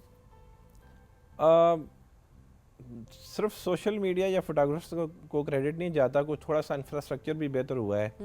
रोड्स की एक्सेसिबिलिटी हुई है, फ़्लाइट्स जो हैं वो ज़्यादा फ्रीक्वेंट जाने लगी हैं। That's true. प्राइवेट सेक्टर भी आने लगे हैं, वो फ़्लाइट्स ऑपरेट करने लगे हैं, जिसकी वजह से जाना आसान हो गया है। बाकी ये है कि जब आप ट्रैक्स पे होते हैं, रोड से हट के होते हैं, तो उसमें जो मुश्किल होती हैं वो चैलेंजेस आपको गलियात में भी जितने हैं वहीं पे वो हर जगह मिलेंगे। गिलगित बल्तिस्तान में भी उतने ही हैं, उतनी ही स्वात में वो हर जगह होते हैं। That's true. कौन सी ऐसी बेसिक गलतियाँ हैं जो कि ट्रैवलर्स करते हैं न्यूबीज करते हैं जो कि स्टार्ट कर रहे हैं अभी अपने ट्रैवल को? और बड़े पैशनेट हैं और हाँ। अनरियलिस्टिक अपना ट्रैवल गोल सेट किया। तो ये हमने सवाल इसलिए भी रखा था कि आपका एक्सपीरियंस जो है ना उससे हम फायदा उठा सके। तो कौन सी ऐसी गलतियां जो की जा रही है? वैसे आप नए नहीं हैं, आप तो नहीं नहीं, काफी उनके पुराने मुकाबले में तो traveler। यार मैं सबसे बुनियादी गलती जो डोमेस्टिक टूरिस्ट करते हैं वो ये है कि जिस इलाके में भी जाते हैं वहाँ का इकोसिस्टम जो डिस्टर्ब हो रहा है, कचरा फैलाते हैं यस और बाकी वहाँ के कल्चर का ख्याल नहीं रखा जाता। ये बुनियादी गलतियाँ हैं जो पूरे पाकिस्तान में, ना हो रही सिर्फ होती नॉर्थ में, जहाँ पे भी जाएं वो कचरा आपको मिलेगा और ये ओके। गलतियाँ हैं। इसके अलावा जो बिगिनर्स हैं वो अगर कोई ट्रैक प्लान करते हैं तो वो अगर किसी हाई एल्टीट्यूड पास या माउंटेन या किसी का कर लेते हैं तो उसमें उन्हें फिर वो हेल्थ इश्यूज़ भी आते हैं ओके। क्योंकि उनकी बॉडी जो है एक्लेमेटाइज नहीं नहीं होती। उस एल्टीट्यूड के लिए। तो इसको अवॉइड करना चाहिए। आपको स्टार्ट जो है वो लो एल्टीट्यूड से लेना चाहिए, सही। बिगिनर लेवल के जो ट्रैक्स हैं उनसे लेना चाहिए, उसके बाद फिर मॉडरेट और फिर उसके बाद आहिस्ता आहिस्ता आगे जाए। हार्ड की तरफ जाना अच्छा, इसमें एक चीज़ और भी आपने बड़ा अच्छा पॉइंट भी रेज़ किया था फेसबुक पे, जो कि मैंने बाद में देखा काकलश्त वैली में ही, जब आई थिंक बारिश हुई, वहाँ जो पानी इकट्ठा हुआ, उसके बाद कुछ बाइकर्स वहाँ पहुँचे और वहाँ पे तो चूँकि ईद के बाद स्पेशली जीप्स का मेला भी सजता है, मुझे उस मेले का नाम अब भूल रहा है। सो वहाँ पे जितने भी जो लोकल्स थे उन्होंने इसको रेज़ किया और आपने भी बड़ा अच्छा पॉइंट रेज़ किया कि वो जो ग्रीनरी थी, अगर वहाँ पे आप गाड़ियाँ चलाएंगे, वहाँ पे लोगों ने व्हीलिंग कर रहे थे बाइक्स पे, उससे ज़रा वो आपका इकोसिस्टम तबाह हो जाता है। थोड़ा सा प्लीज़ उसके बारे में बताएं कि ये कितना इंपॉर्टेंट है सेंसिटाइज करना लोगों को इससे मुतालिक भी। जितनी भी मेडोज़ हैं नॉर्थ में, मैं लास्ट टाइम जब हवेली भी गया, डिस्ट्रिक्ट हवेली कश्मीर में, तो वहाँ पे मेडोज़ हैं जहाँ पे हर जगह आप जीप्स जा रही हैं। सेम काकलश के भी यही मिसाल है। तो यहाँ पे घास जो ग्रो होता है वो सिर्फ 2 से 3 माह के लिए होता है और यहाँ का इकोसिस्टम इतना फ्रेजाइल है कि जहाँ पे एक जगह से जिस वक्त जीप गुजर जाए तो नीचे जो घास होता है वो ख़त्म हो जाता है। जो अक्सर जो डोमेस्टिक टूरिस्ट करते हैं वो ये करते हैं कि अपनी जीप्स लेके जाते हैं और वहाँ पे ड्रिफ्टिंग करते हैं। ड्रिफ्टिंग करते हैं, मैं जिसकी वीडियोस वजह देखे से हैं मैंने। जिसकी वजह से नीचे जो मेडोस का जो सत्यानाश वो कर देते हैं एक तरह से ना, और फिर वहाँ पे घास दोबारा कभी भी ग्रो नहीं होता। आपको काकलश मेडो में भी देखें कि वो एक छोटी सी मेडो है, आप भी उसमें गए हैं, उसमें आपको 20 जीप ट्रैक्स नजर आएंगे। हालांकि एक इनफ था, एक काफ़ी था। अच्छा, फिर वो जो 20 हैं उनसे भी लोग हट के घास पे चलाते हैं कि उनकी वो टिकटॉक और वो वीडियोस अच्छी बने सबसे पे चलाते हुए ना। ये होता है। तो ये एक बहुत बुरा रवैया है जिसको अवॉइड करना चाहिए। उस पॉइंट को हमने रेस भी किया, इसको अप्रिशिएट भी करना चाहिए कि फिर जो डिप्टी कमिश्नर अपर चित्राल हैं उसने उसका नोटिस लिया नाइस और उनका फिर मैसेज आया कि हमने वहाँ पे पुलिस डिप्लॉय की और लेविस के कुछ बंदे डिप्लॉय किए और उन्होंने वहाँ पे अभी बैन किया हुआ है। और मैं ये भी कहूँगी खुद भी तो जिम्मेदारी लेनी चाहिए। एक और जो एहसास और लोगों को पता भी नहीं है। एक और जो इस प्लेटफॉर्म से मैं बात उठाना चाहता हूँ वो ये है कि चित्राल में ही एक जगह है ब्रोगल वैली। ब्रोगल वैली, अब ब्रोगल वैली जो है वो पामीर रेंज आपने सुना होगा दुनिया की सबसे बेहतरीन जो डेस्टिनेशन है उनमें से, उसका थोड़ा सा टच ब्रोगल वैली में भी है। ओके। वहाँ पे पाकिस्तान की मेरे मुताबिक सबसे खूबसूरत जो झील है कुरम्बर झील, यस। वहाँ पर तक अब ये लोग जीप्स ले जाने लगे हैं अच्छा। और बाइक ट्रैक्स बनाने लगे हैं। ओके। अब एक ऐसी जगह वहाँ पे क्या ज़रूरत पड़ी थी AKDN को या जो भी बना रहे हैं वहाँ पे जीप ट्रैक्स, मेरे नॉलेज के मुताबिक वहाँ पे कोई लोकल NGOs हैं जो जीप ट्रैक्स बना रही हैं। ओके। तो अब उससे ये होगा कि चित्राल जो है वो ग्लोबल वार्मिंग की वजह से सबसे ज़्यादा इफेक्ट हो रहा है। बिल्कुल, चित्राल में बहुत मुतासिर चंदर हुआ है। ग्लेशियर जो है वो पाकिस्तान का सबसे रैपिडली मेल्ट होने वाला ग्लेशियर है। अब वहाँ पे जीपें उसके बेस तक लेके जा रहे हैं, ट्रैक्स बना रहे हैं, जिसकी वजह से वहाँ का भी जो सारा इकोसिस्टम है वो तबाह हो डिस्टर्ब जाएगा। होगा।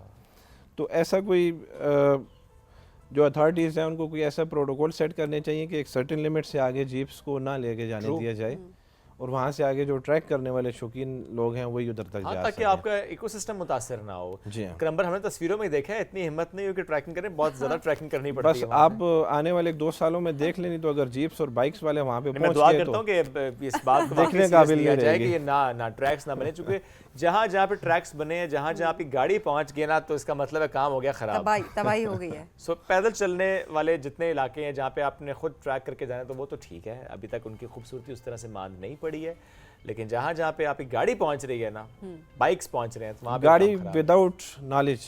हाँ, विदाउट नॉलेज, दैट्स हाँ ट्रू। जी। आई थिंक अब जितना भी नॉलेज देते हैं somehow कोई ना कोई तो ऐसा निकल ही आएगा ना बीच में से जो कि उसको खराब करके ही आएगा। सो बेहतर है कि ना इतने ट्रैक्स बने ना, थोड़ा सा हमारी हेल्थ पर्सपेक्टिव से भी देखें कि नेचुरल चीज को नेचुरल रहने दें, प्रमोट करें ना इतना लोगों को कि जाएं infrastructure- ट्रैकिंग करें, आपकी हाँ। फिजिकल हेल्थ अच्छी हो। मेंटल वो वाली बात हो जाएगी, मेंटल ठीक करने के लिए ट्रैकिंग के लिए गए थे, वहाँ जाके पता चला फिजिकल हेल्थ मेंटल हेल्थ से ज्यादा खराब है। जाके और करें ये ना। जब जाना कि फिजिकल हेल्थ भी खराब है तो मेंटल हेल्थ जो वो मजीद खराब हो खराब गई है। होगी। सो आपकी मेंटल हेल्थ ज्यादा अच्छी है कि फिजिकल हेल्थ? मेंटल तो ऑफ कोर्स आपको पहाड़ों में होती है, फिजिकल कभी अच्छी होती है कभी बुरी आप होती भी है। थकते हैं? हाँ जी, आप भी थकते हैं? जाहिर बात है इंसान तो थकता ही है, नहीं जब मतलब आपको तो हमेशा पहाड़ों पे नजर आए ना हमें। इंसान तो लिमिट्स को पुश करता है एक तरह इंसान के। तो। बहरहाल ये है कि जब आपका शौक होता है तो आपको थकने नहीं देता, और जब इतने खूबसूरत नज़ारे हो आपके सामने तो आपकी तो थकावट ये वैसे सारी भी माइंड उतरेगी। गेम होती है ना। अक्सर तो कुछ ये ट्रेल 5 पे जाके हाय थक गए, पता नहीं नहीं, क्या हो नहीं, गया। ये- सिर्फ माइंड गेम नहीं होती। सिर्फ माइंड गेम नहीं होती, जब इंसान बूढ़ा हो जाता है तो फिर वो थकता है। नहीं अभी तो कह रहे थे जब आपका पैशन होता है तो थकना, तो फिर ऐसी ये बात साथ तो में नहीं लेकिन हुई ना। इंसान तो है ना at the end तो थकावट हो भी सकती है ना। जी आप कभी कभी जाएंगे तो थक जाएंगे, अगर आप फ्रीक्वेंट ट्रैवलर हैं तो फिर आप कम थकेंगे। आप कंपैरिजन पे आ जाए ना कि आप दूसरों से कम थकेंगे, अदरवाइज आप भी थकेंगे और बिल्कुल ज़्यादा ऐसे ही है। नेचुरली आपको रेस्ट चाहिए होता है, आप थक रहे होते हैं। व्हाट्स द नेक्स्ट विजिट जो प्लान हो रहा है आपका? अब मैंने आपको पहले भी नहीं बताया, उसके अलावा ये तो अभी आपका समर का ही प्लान है ना प्रॉब्ली। नहीं अभी जो स्प्रिंग सीजन है हाँ। उसके लिए मैं कल या परसों जा स्कर्दू। रहा हूँ। स्कर्दू जा रहे हैं। स्कर्दू जा रहे हैं। Okay. पहले तो स्कर्दू जा रहा हूँ, फिर आगे देखते हैं किधर जाते हैं। स्कर्दू प्लान जा के रहे- बगैर जा रहे हैं? स्कर्दू के बाद कहाँ जाएंगे? हुंजा शायद जाऊँ। हुंजा शायद। अच्छा ऐसा भी होता है घर से कॉल आती है तहसीन वापस आ जाए, या वो कॉल नहीं आती? कितना सोच रहे हैं, कितना सोच रहे हैं इस सवाल का। घर वालों को सोचना चाहिए कि मुझे क्यों नहीं करते कॉल। नहीं करते? मैं कभी कभी आता हूँ। कभी कभी घर आते हैं कभी कभी घर तो आते हैं, ठीक है that's ना। true। घर वाले यूज टू हो गए ना, घर वाले भी। ये भी तो मतलब इसमें घर वालों का तो कोई कसूर नहीं है। कसूर तो ये है कि घर वाले आप कह रहे हैं कि हमने तहसीन को रुखसत कर दिया पहाड़ों के साथ। नहीं नेटवर्क ही नहीं होता, कॉल क्या आएगी। हाँ नेटवर्क ये कॉल। दूसरा ये भी होता है ना कि आप जब आपने यूज टू कर लिया अपने आप को इतना और आप बाहर ही होते हैं तो फिर ऑब्वियसली घर वालों की तरफ से ये होता है कि अच्छा ये तो बाहर का ही है, घर का काम है। तो नहीं लोग पूछते घर वाले आई मीन। नहीं मेरे ख्याल में नहीं पूछते। नहीं पूछते, नहीं पूछते। बहुत ज्यादा आदी हो गए क्यों हैं नहीं वो। पूछते? मैं कौन सा कोई बुरा काम कर रहा हूँ, मैं तो नहीं नहीं उसमें nature तो ही कोई देख रहा शक नहीं नहीं हम है। खैर खैरियत, अल्लाह माफ करे, हम तो खैर खैरियत के पर्सपेक्टिव से पूछ रहे थे कि लोग पूछते हो खैरियत से पहुंच गए हो, किधर ऑफ हो, कोर्स क्या वो कर तो रहे मैं हो। खुद ही बता देता हूँ, और घर वाले भी पूछते हैं हाँ। खैर खैरियत से, क्योंकि उन्हें पता है कि कहीं ना कहीं पहाड़ों में ही होगा। कई दफ़ा कोई इतने अनसर्टेन से प्लान बन जाते हैं कि आप एक दिन जैकबाबाद होते हो और दूसरे दिन आप चित्राल बैठे हुए हो, तो फिर उसमें अच्छा इससे ये फर्क होता है कि सीजन का चेंज, आई मीन जो वेदर चेंज एकदम से ना, कहीं पे मौसम गर्म है, कहीं पे मौसम एक्सट्रीमली ठंडा है, तो आपको इसका फर्क पड़ता है या आप उससे भी यूज टू हैं? आदी हो गए हैं। आदी और हो दूसरा गए। ये है कि आपके पास वो डाउन जैकेट्स और वो ट्राउज़र वो सारी चीज़ें होती हैं कि आप एक्सट्रीम ठंडे मौसम से भी ओके। निपट लेते हैं, और गर्मी का तो आपको पता है कोई हाल नहीं है। और इन्हीं पहाड़ों में जाके कभी किसी ने कोई चैलेंज दिया हो कि ये यख बस्ता पानी है इसमें छलांग लगा दो तहसीन? कुमराट में एक दफ़ा हम कॉलेज के लड़के गए थे तो दिया था, और वो हमने लगाया भी था। वो अच्छा ठंडे उसके पानी- बाद कई नहीं? जमानों पहले की बात होगी है। क्या या मतलब recent- वो 60 या साल recent- के? नो नो या रिसेंट ये पूछ रही हूँ, कॉलेज के फ्रेंड्स इसलिए पूछ रही हूँ। अच्छा कॉलेज के टाइम की बात है ना। हाँ बिल्कुल 2015 की बात है। 2015 तो हुई ना पुरानी बात। 10 10 साल साल तो सिर्फ यूं गुजर जाते 10 हैं। साल पुरानी बात बता। 10 साल तो यूं नहीं गुजर जाते तहसीन भाई, लगता नहीं है। है ना। बिल्कुल नहीं पता चलता। अच्छा वैसे वाकई 2015 जी। आप आज कुछ पिक्चर्स निकाल के देखें, कुछ मेमोरीज अगर 2015 की निकाल के वाकई देखें तो आज आप कहते हैं ऐसे जैसे कल की बात है, तो वक्त वाकई बहुत तेज बहुत हाँ तेज़ी इस से साल चल एक रहा चैलेंज था। मेरा दोस्त है फरमान, वो सुन रहा होगा। ओके उसने बहुत वेट किया कि अताबाद लेक जमेगी तो हम उसमें जाके नहाएंगे। ओके। तो अताबाद लेक इस साल जमी ही नहीं। जमी नहीं है इस दफा, तो इसलिए वो प्लान हो challenge गया इस साल नहीं हो कैंसिल। प्रोग्राम तो कैंसिल हो गया। हाँ जी। सो अब अगले साल जब जमेगी तो फिर आपका प्लान ऑन होगा। Yeah. ऑन होगा जी। All the best for that as well. Thank you हम जी। उस वीडियो का इंतजार करेंगे। तहसीन भाई thank you very much for joining us today. हम अक्सर तहसीन भाई से पूछते हैं कि तहसीन भाई कब आएंगे, तो कहते हैं मैं इस्लामाबाद ही नहीं हूँ, मैं कैसे आऊँ। तो चूंकि मौजूद थे तो हमने उसका फायदा उठा लिया। हम तहसीन भाई से फ़ौरन कहा कि हमारे शो में आ जाए। Thank you so much once again. इसी के साथ हम एक बढ़ना एक ब्रेक की तरफ, ब्रेक से वापस आएंगे। रहिए हमारे साथ। ये है राइजिंग पाकिस्तान।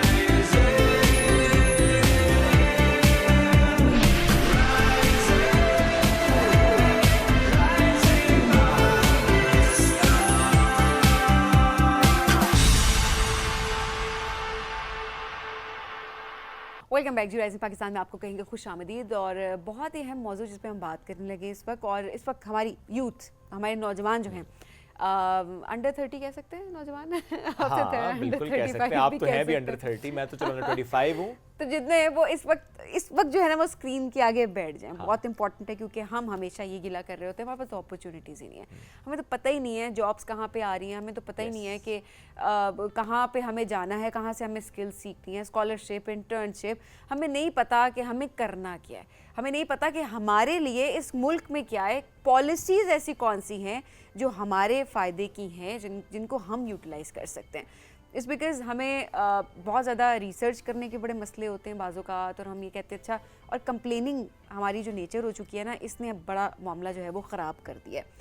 तो ये ज़रा अभी हमारी यूथ के लिए सेगमेंट है कि किस तरह से हुकूमत काम कर रही है हमारी नौजवानों के लिए, कौन कौन सी पॉलिसीज़ हैं, अपॉर्चुनिटीज़ कौन सी हैं, और इस वक्त काम क्या क्या हो रहा है। तो ज़रा हम हाईलाइट करने की कोशिश करें। एब्सोल्युटली कितना इंपॉर्टेंट है कि स्पेशली पाकिस्तान की पर्सपेक्टिव से, जहाँ की 64% आबादी अंडर 30 है। इमेजिन कीजिए कि 64%, इट्स ह्यूज नंबर। अगर हम इसको टैप नहीं करेंगे, चैनलाइज नहीं करेंगे, तो हम बहुत बड़ा नुकसान करेंगे। अब कैसे हम टैप करें, कैसे गवर्नमेंट टैप करे, कैसे इदारे टैप करें, और कैसे इनके लिए मुख्तलिफ फॉरम्स को इनिशिएट किया गया है, इनकी एनर्जी को चैनलाइज किया जा रहा है, इस पर आज हम बात भी करेंगे। और जो पॉलिसी का वर्ड आपने यूज़ किया, it's very very important. It's high time कि उनके लिए वाकई पॉलिसी उनको महसूस हो, उनको इदराक हो, उनको बताया जाए कि आपको बहुत ज़्यादा फोकस किया जा रहा है, तो आपके लिए पॉलिसी बन रही है और आपकी नीड्स को अंडरस्टैंड करते हुए पॉलिसी बन रही है। सो यूथ एंड एडोलेसेंट पॉलिसी की जब हम बात करते हैं, तो इस पर आज हमें बात भी करनी है। हमें प्रोग्राम में ज्वाइन किया national youth and adolescent policy की फोकल पर्सन है सबीहा शाहीन साहिबा। इनका अपना भी माशाल्लाह बहुत अच्छा एक्सपीरियंस है, एक इदारा भी चला रही हैं, हम बहुत अरसे से इनका काम देखते भी आ रहे हैं। लेकिन आज का जो हमारा मौजू है वो है यूथ पॉलिसी। उस पर क्या काम हुआ, किस तरीके से काम हुआ, क्या उनकी सोच, उनकी राय, उनकी टीम क्या सोच रही है, इस पर बात करने के लिए उनको वेलकम करते हैं। अस्सलाम वालेकुम जी, कैसी हैं आप? वालेकुम अस्सलाम, बहुत शुक्रिया आप लोगों का बुलाने का। Thank you so much for joining us today. आप ज़रा इस्लामाबाद आई हुई थी, हमने कहा इसका फ़ायदा उठाया जाए। यूथ पॉलिसी ज़रा ये नहीं थी, अब इसका बनना, इसकी ज़रा बहुत इंपॉर्टेंस है, कितना काम हुआ? देखिए, बहुत अहम बात की इन्होंने भी कि हमारे यहाँ चूँकि यूथ जो है वो फिर ज़ाहिर है उनको बहुत सारी अपॉर्चुनिटीज़ का पता नहीं चलता, और फिर उनको गिला भी होता है जो कि जायज़ गिला होता है। तो मैं थोड़ी सी पहले वजाहत करती चलूँ कि ज़ाहिर है मेरा नाम सबीहा शाहीन है, और इस वक्त आज जो मैं बात कर रही हूँ वो मैं PMYP के बिहाफ पे कर रही हूँ, क्योंकि PMYP जो है प्राइम मिनिस्टर यूथ प्रोग्राम जो है, जो कि बहुत सारे चीज़ें कर रहा है, ये उनका ही एक इनिशिएटिव है जो पिछले कुछ महीनों से चल रहा है, जो ये था कि national youth and adolescence policy लाई जाए। तो फिर PMYP ने उसके लिए मुझे फोकल पर्सन चुना। मैं समझती हूँ कि जो चेयरमैन PMYP हैं राना मशहूद अहमद ख़ान, वो बहुत ही ज़्यादा यूथ के लिए हमेशा से काम करते रहे हैं।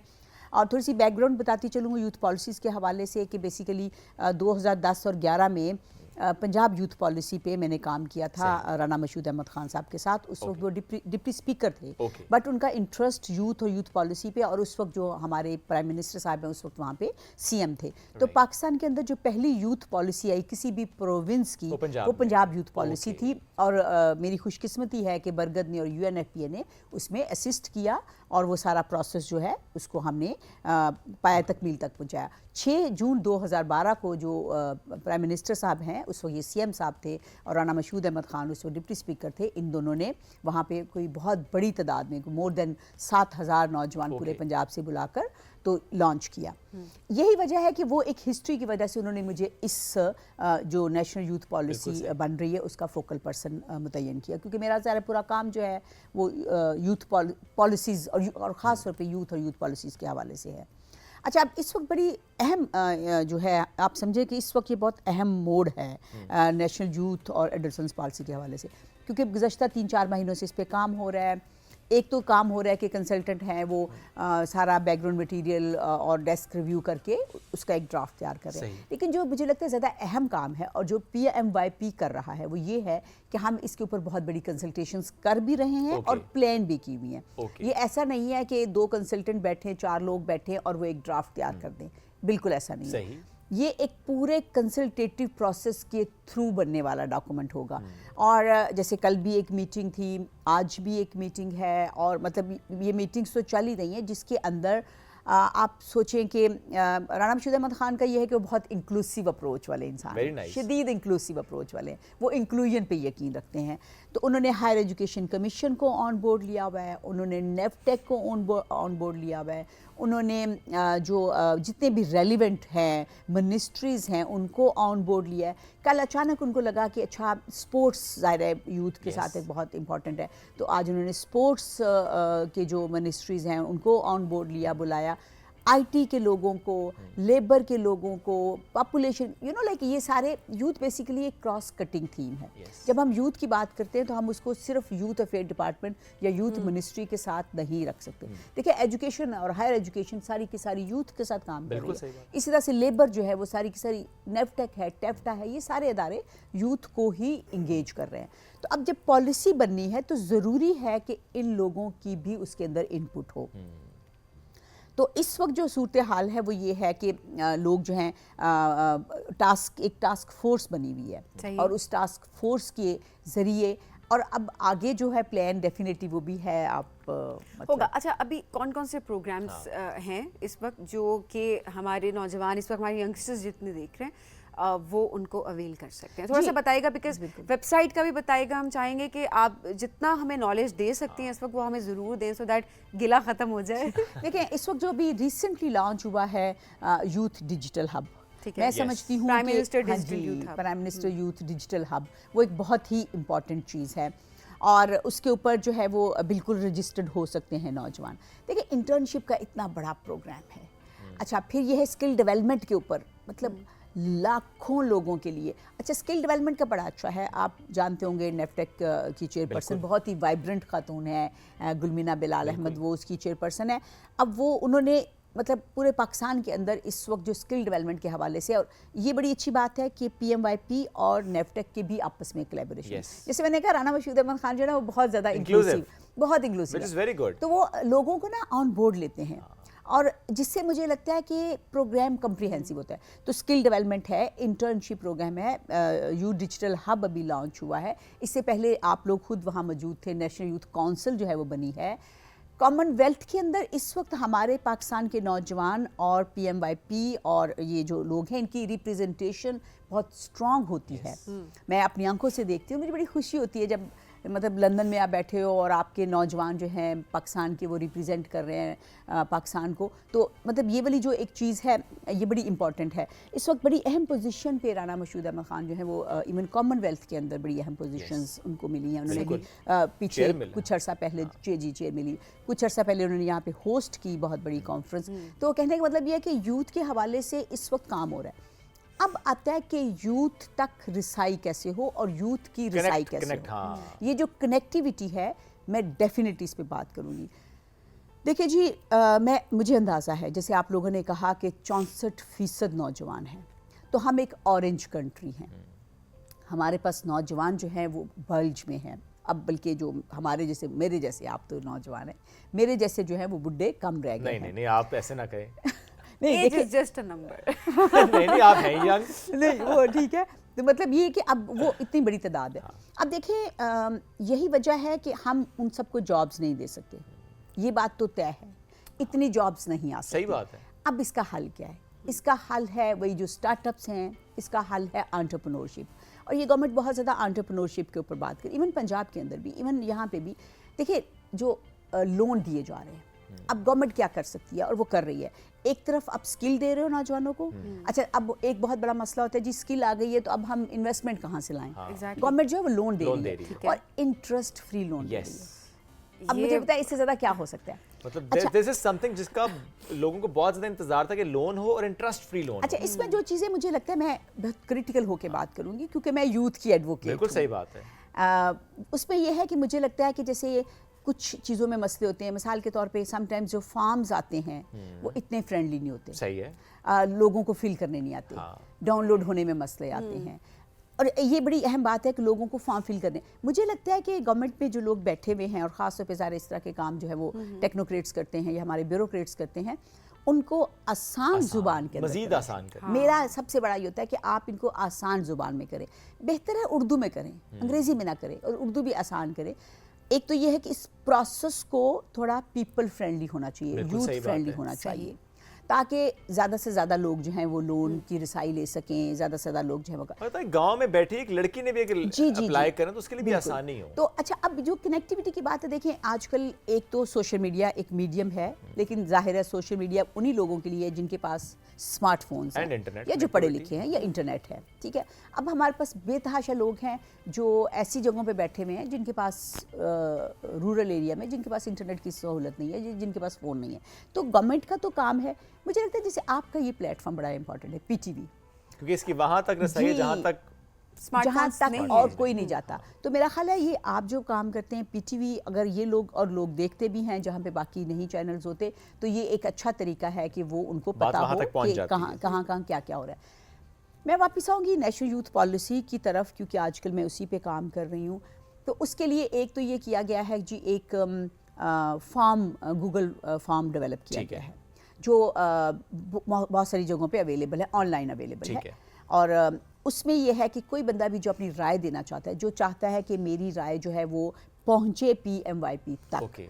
तो वो गूगल फॉर्म जो है वो डाउनलोड करके उसको फिल कर सकता है। वो थोड़ा लेंथी है, मैं अगेन ये कहूँगी, और मैंने ये फीडबैक दी भी है कि वो थोड़ा लेंथी है, लेकिन मुझे लगता है कि अगर कंप्रीहेंसिव आपने इनपुट देनी है तो फिर शायद आपको आधा घंटा निकालना पड़ेगा। सही बात है। तो अगर नौजवान जो है और इवन जो लोग बड़ी उम्र के भी हैं, अगर अपनी फीडबैक देना चाहते हैं तो एक तो वो ज़रिया है। ठीक है। अच्छा, दूसरा ये है कि जो है सोशल मीडिया के ऊपर, ख़ास तौर पे जो PMYP के पेजेस हैं, इंस्टाग्राम है, फेसबुक है, मैं आज से उनको खुद भी देख रही हूँ, हम उसके ऊपर भी कहेंगे कि लोग अपने मैसेजेस करें।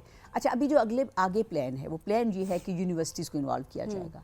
अच्छा, अब सवाल होता है कि जो पढ़े लिखे नौजवान हैं वो तो यूनिवर्सिटीज़ के ज़रिए उन तक बात पहुंच जाएगी। जो लोग बाहर यूनिवर्सिटियों से बाहर हैं, सही। उनके लिए फिर जो यूथ ऑर्गेनाइजेशंस हैं, आपको पता है बरगद भी है और भी बहुत से हैं, बहुत सारे अदारे हैं जो अदारे इस तरह नौजवानों के साथ काम करते हैं, उनको ऑन बोर्ड लिया जाए। बिल्कुल। अभी कल ही चेयरमैन साहब ने ये बात कही है, उनको ऑन बोर्ड लिया जाए और उनके ज़रिए उन लोगों तक पहुंचा जाए। बिल्कुल सही बात। स्कूलों के बच्चों से कहा जाएगा। अच्छा, फिर नेफटेक को इसीलिए इन्वॉल्व किया कि जो उनके इंस्टीट्यूट हैं वहाँ से लोगों की राय ली ज़ाहिर है वो जाए। भी मुख्तलिफ शहरों में हैं, बिल्कुल, skills उनसे दे राय रहे ली हैं। जाए।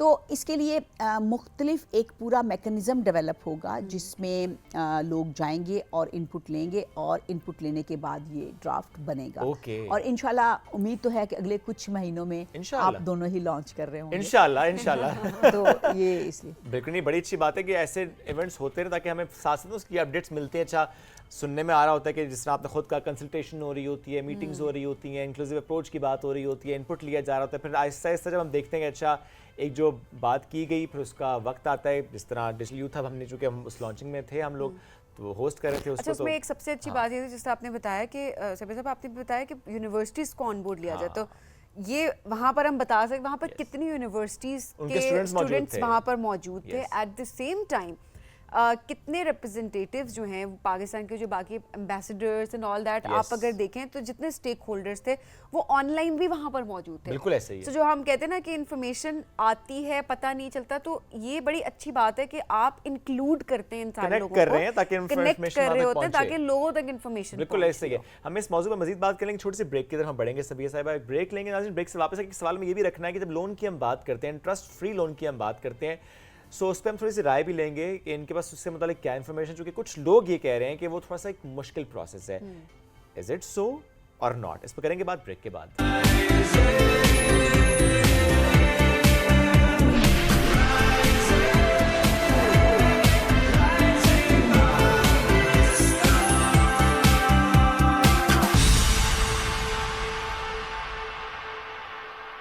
Welcome back. राइजिंग पाकिस्तान में एक बार फिर कहते हैं खुशामदीद। बात हो रही है यूथ की, उनकी पॉलिसी की, उनकी नीड्स की, उनको टैप करने की और उनको चैनलाइज करने की। सबिया शाहीन साहब मौजूद हैं, national youth and adolescent policy prime minister youth programme की फोकल पर्सन है। किस तरीके से काम हो रहा है, कहाँ तक मामला पहुंचा, इस पर बात होती है। लेकिन ब्रेक पर जाने से पहले एक बात हुई थी लोन्स की, चूँकि इंटरेस्ट फ्री लोन्स ये बड़े इंपॉर्टेंट एक चीज़ है जिसपे स्पेशली वो नौजवान जो कि अपना कोई बिज़नेस लॉन्च करना चाहते हैं, अपना कोई स्टार्टअप लॉन्च करना चाहते हैं, और उनका एक ही मसला होता है कि चूँकि कैपिटल हमारे पास नहीं, इन्वेस्टमेंट नहीं है, सो कैसे गवर्नमेंट उनको सपोर्ट करती है उस पर ज़रा। Interest free loan is something जो कि बहुत ल्यूक्रेटिव ऑफर आपको लग रही होती है। तो उस पर राय भी लेते हैं कि कुछ लोग ये कहते हैं कि एक मुश्किल प्रोसेस है। क्या वाकई ये मुश्किल प्रोसेस है? क्या इसका क्राइटेरिया मुश्किल है या कि इसमें सहूलत है? इसके अब बारे में यूथ की एडवोकेट हैं तो हाँ, so आपने यूथ के हवाले से, अच्छा, लेकिन youth यूथ के का हवाले गिला है से। ना, वो कहते हैं देखिए, कि मुश्किल तो है। मुश्किल मैंने है। जैसे कहा था मैं यूथ की एडवोकेट हूँ, मैं सही बात करूँगी। मुश्किल प्रोसेस तो है। देखिए, मुझे दोनों की बात करनी है। इतना बहुत फ्रेंडली प्रोसेस नहीं है, जैसे मैंने पहले भी कहा, लेकिन उसमें एक चीज़ और भी है ना, जब पैसा इन्वॉल्व होता है ना, तो देखिए फिर कहीं ना कहीं आपको एक रिस्पॉन्सिबिलिटी Accountability भी होती है आपने ना। अकाउंटेबिलिटी भी है, तो आपने वो पैसा रिकवर भी करना है। तो अब अगर आप ऐसे नहीं कर सकते कि आप प्लेट में रख के पैसा दे दें, जब भी पैसा, देखिए दुनिया में सबसे मुश्किल काम पैसा कमाना है और पैसा हासिल करना है। सही बात। अब उसके लिए मैं ये ज़रूर कहती हूँ कि प्रोसेस जो है वो फेयर होना चाहिए, अकाउंटेबिलिटी भी होनी चाहिए, लेकिन प्रोसेस आसान होना चाहिए। यहाँ पे प्रोसेस आसान नहीं है। तो एक तो ये है बात, जैसे मैंने कहा कि फॉर्म फिल करना नहीं लोगों का, तब क्योंकि वो इतना आसान होता नहीं है। दूसरा ये है कि वही बातें फाइलर होने की कंडीशन है, तो जो कि जायज़ कंडीशन है, मैं उसको अगर नाजायज़ किसी नहीं ने कहती। लेना ही थोड़ा सा लोन है, तो वो फाइलर कैसे होगा? देखिए, जब तक हम फाइलर नहीं होंगी चीज़ें रिकॉर्ड पे नहीं आएंगी। That's true. मतलब फिर वो चीज़ें हम आप उसकी अकाउंटेबिलिटी या उसको सही। रिकॉर्ड में कैसे लाएंगे, हम कैसे मेंटेन बल्कि करेंगे अच्छा चीज़ें? ये सवाल हालांकि मैंने खुद किया, लेकिन मुझे इससे एक बात याद भी आई कि ये इतना मुश्किल काम भी नहीं नहीं, होता। मुश्किल काम देखिए, अगर आप ये डर है कि मैं फाइलर होऊंगा या होंगी तो पता नहीं मुझे बताना पड़ेगा, तो आप बताएं ना जो आपके एसेट्स हैं, इसमें क्या नहीं, मसला एक तो है? ये कि बताना पड़ेगा, दूसरा आपके लिए बेनिफिट्स कितने ज़्यादा Exactly. हैं। नहीं, आप दूसरी इन बात ये चीज़ों है को कि माइंड में ज़रूर रखें कि मेरे- आप कितनी हाँ, चीज़ें देखिए, आप अब कैसे आप अपनी चीज़ें रिकॉर्ड पे क्यों ना लाएं? क्यों ना मेरा लाएं? तो सीधा सा दैट्स सवाल आवर है, क्वेश्चन। हाँ। क्यों ना लाएं? क्यों ना लाएं? मतलब चले, let's ask this question from all the non filers. आप क्यों है नॉन फाइलर? हाँ, वैसे कुछ की तो समझ आती है, चले जिनकी लेकिन मेरे आप जैसे लोगों को क्या फर्क पड़ेगा सही फाइलर बात होने है। से? तो जिनकी हमें समझ आती है तो उनको लोन नहीं चाहिए। उनको लोन Let's नहीं be चाहिए। very honest, उनको लोन नहीं चाहिए। जिनको लोन चाहिए वो मेरा ख्याल है फाइलर होने वाली शर्त कोई ठीक है, गलत नहीं है। ये तो फिर जो कहते हैं कि जी फाइलर होना पड़ेगा, तो वे हो जाओ ना यार फाइलर।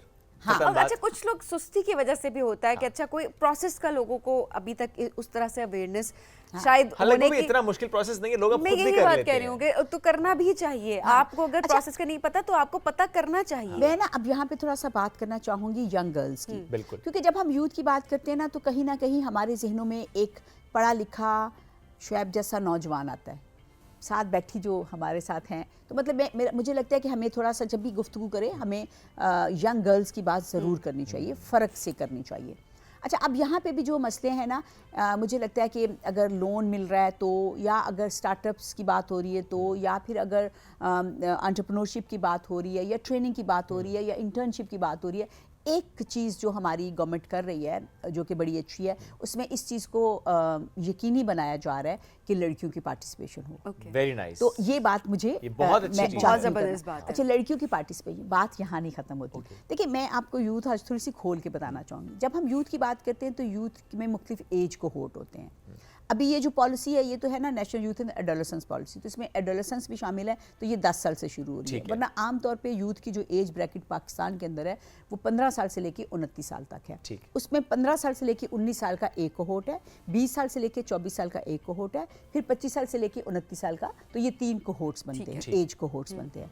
अच्छा, इसके बाद जो है बात आती है, वो आती है कि इसके अंदर कैटेगरीज क्या है। तो सबसे पहली कैटेगरी तो आ जाती है जेंडर की, जिसमें 3 कैटेगरीज हैं।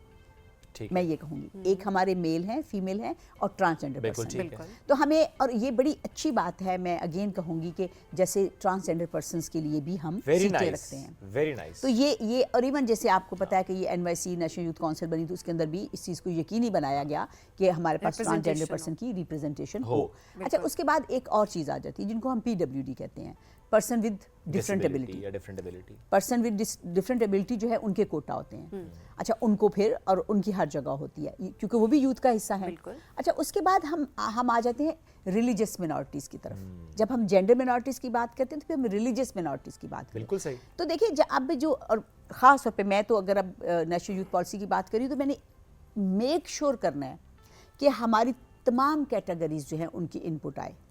Persons with disability, different abilities से राय ली जाए, ट्रांसजेंडर से जो है कंसल्टेशन की जाए, rural youth, urban youth, wow. University की youth, out of university youth, workshops पे काम करने वाली यूथ, Everybody. एवरीबडी। ट्रस्ट में जब हमने इससे पहले मुख्तलिफ यूथ पॉलिसीज़ पे काम किया, तो क्योंकि मुझे इत्तेफाक हुआ था सारे सूबों में यूथ पॉलिसीज़ पे काम करने का, तो हमारे जो लोग थे, इवन हम जो जेलों में यूथ थे उनसे भी कंसल्टेशन ली थी वाओ। वर्कशॉप्स के अंदर, हर जगह पे। डोमेस्टिक वर्कर्स जो हैं उनके साथ बैठ के भी कंसल्टेशन की थी और पूछा था तुम लोगों का क्या मसला है।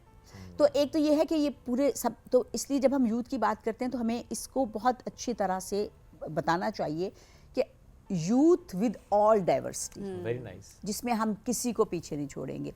और ख़ास तौर पे देखें हमारे यहाँ जो है वो रिलीजियस मिनॉरिटी जो है वो ज़्यादा मार्जिनलाइज्ड लोग हैं और बहुत से लोगों को इस बात का पता ही नहीं, और ख़ास तौर पे पंजाब में रहने वाले लोगों को, कि हमारे पास सबसे बड़ी जो रिलीजियस मिनॉरिटी है वो कौन है। लोगों के ज़हन में क्रिश्चियन आता है, हिंदूज़ नहीं, है ना? हिंदूज़ हिंदूज़ हैं। तो हिंदूज़ हैं तो फिर ये है कि वो मतलब वो सिंध में ज़्यादा है। Yes. तो अब अगर सिंध में जो कंसल्टेशन होगी उसमें उनको शामिल किया जाएगा, जो पंजाब में होगी उनमें क्रिश्चियंस को शामिल किया जाएगा। इस तरह से हमारे सिख बहन भाई हैं। तो ये मैं प्रोसेस की जब बात कर रही हूँ तो मैं ये चाहती हूँ कि लोग ज़रूर सुने, नौजवान Yes. ज़रूर सुने, और वो 6 महीने बाद जब ये डॉक्यूमेंट आए तो वो ज़रूर अकाउंटेबल हमें ठहराएं बिल्कुल। कि अगर हमने एक चीज़ की है तो उसके अंदर हमने इन सारी। अच्छा, अब इसके बाद बड़ा इंपॉर्टेंट चीज़ है जो मेरा ख्याल है जिस पे बात करने की ज़रूरत है, और इस वक्त ज़ाहिर ग्लोबली बहुत बात हो रही है, वो है क्लाइमेट। यस। तो हम अपने नौजवानों को क्लाइमेट चेंज के अंदर और क्लाइमेट चेंज एक्शन के अंदर किस तरह से इन्वॉल्व कर रहे सही। हैं, तो इसके ऊपर खसूसी तौर पे बात होएगी। क्लाइमेट एक्टिविस्ट जी नजर आते हैं बिल्कुल हमें। क्लाइमेट एक्टिविस्ट नजर आते हैं। अभी रिसेंटली मैं जब कॉप पे गई थी Yes. तो वहाँ पे बड़ा अच्छा पाकिस्तान ने, बहुत ही अच्छा पाकिस्तान के पेविलियन ने एक रोल माशाल्लाह। प्ले किया, बहुत नौजवान गए। तो वो मुझे ये लगता है कि हमें जैसे पाकिस्तान के अंदर तो इनकी ज़रूरत है ही नौजवानों की, हमें ग्लोबल प्लेटफॉर्म्स के अंदर हमें इनको तैयार करके ग्लोबल प्लेटफॉर्म्स पे भी बिल्कुल भेजना ऐसा है है। ताकि पाकिस्तान क्योंकि की मसला ग्लोबल है। जी जी जी मसला ग्लोबल है। तो अब इश्यूज में जैसे एम्प्लॉयमेंट का इशू बहुत बड़ा आ जाता है, वो हर किसी को नज़र आता है, लेकिन मेरे ख्याल में एक और बड़ा इशू है। जैसे मैंने क्लाइमेट की बात की, एक और बड़ा इशू वो है यूथ की मीनिंगफुल पार्टिसिपेशन। यस। हम यूथ को ये नहीं है कि ला के बैठा दें और उनके साथ कंसल्टेशन कर लें। हमें ज़रूरत Quality. है उनकी मीनिंगफुल पार्टिसिपेशन की, कि उनकी जो आवाज़ है वो ना सिर्फ ये कि सुनी जाए, उसको एड्रेस किया सही जाए। बात है। ये नहीं है कि टोकन के तौर पे हम हाँ, नहीं, stage it should be purposeful. Exactly purposeful. तो इसको हम इंश्योर करेंगे। सब यहाँ पर कता कलामी की माजरत, लेकिन यूथ की तरफ से एक सवाल रखते हैं। जाहिर है कि हम गिले रखेंगे, बात होगी तो तभी बिल्कुल गिले दूर address होंगे, होगा कि ना। उसको एड्रेस करना बहुत इंपॉर्टेंट है। यूथ ये कहती है कि हमारी तरफ से अगर हमें पॉलिसी मेकिंग में हमसे कंसल्ट किया जाता है बेशक, लेकिन हमें नहीं पता कि वो पॉलिसी बनी है कि नहीं, हमारी राय को शामिल किया गया है या नहीं किया गया। सो इसका क्या हल है कि हम बता सके कि नहीं आपकी राय को शामिल किया गया है या किसी की राय को शामिल नहीं। सो ओवरऑल पॉलिसी किस तरीके से बनाई जाती है, किस तरह से लोग उसको एक्सेस कर सकते हैं, हमारे बच्चे, हमारी यूथ इस वक्त किस तरह से उसको एक्सेस कर सकती है अकाउंटेबिलिटी के पर्सपेक्टिव बिल्कुल से। ठीक है। देखिए, मैं ये कहूँगी कि मैं बिल्कुल ये नहीं कहूँगी कि हम नौजवानों की बात को बहुत सुनते हैं और हम नौजवानों की हर बात सुन के उसको मानते भी हैं और फिर एड्रेस भी करते हैं और फिर उनके मसले हल भी करते हैं। ये उनका गिला चॉइस है। क्योंकि जैसे मैंने कहा, इतनी बड़ी पॉपुलेशन है और इतनी बड़ी पॉपुलेशन को बहरहाल एड्रेस करना एक चैलेंज, बहुत बड़ा challenge बहुत बड़ा चैलेंज है। अच्छा, उसके बाद जाहिर है, देखिए अब हम अगर कहते हैं जैसे 64% नौजवान हैं तो वो मतलब करोड़ों में बनते हैं। अब ये पॉसिबल नहीं है। मैं सही बात करूंगी कि हम कहें कि हम 1 करोड़ बंदे से राय ले लें और सबकी राय शामिल करें, इम्पॉसिबल है। ये पॉसिबल नहीं है। हमें उसके अंदर से उनके नुमाइंदे लेने होंगे, सही। जो कि एक तरीका है। मैं मिसाल के तौर पे मैं कहती हूँ नेशनल यूथ काउंसिल जो है एक नुमाइंदा काउंसिल है ना, बिल्कुल, youth 100 की। लोग हैं उसमें, ओवरसीज़ भी हैं।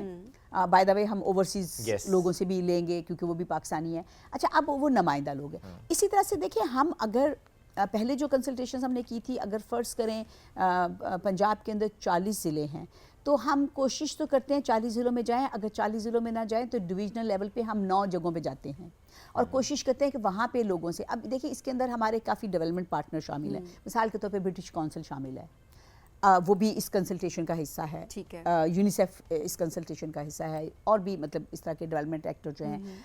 तो उसमें ये होता है कि हम फिर कोशिश करते हैं कि हर जगह की नुमाइंदगी लें। Okay. जैसे मैंने कहा ना कि कोहोर्ट लिया है।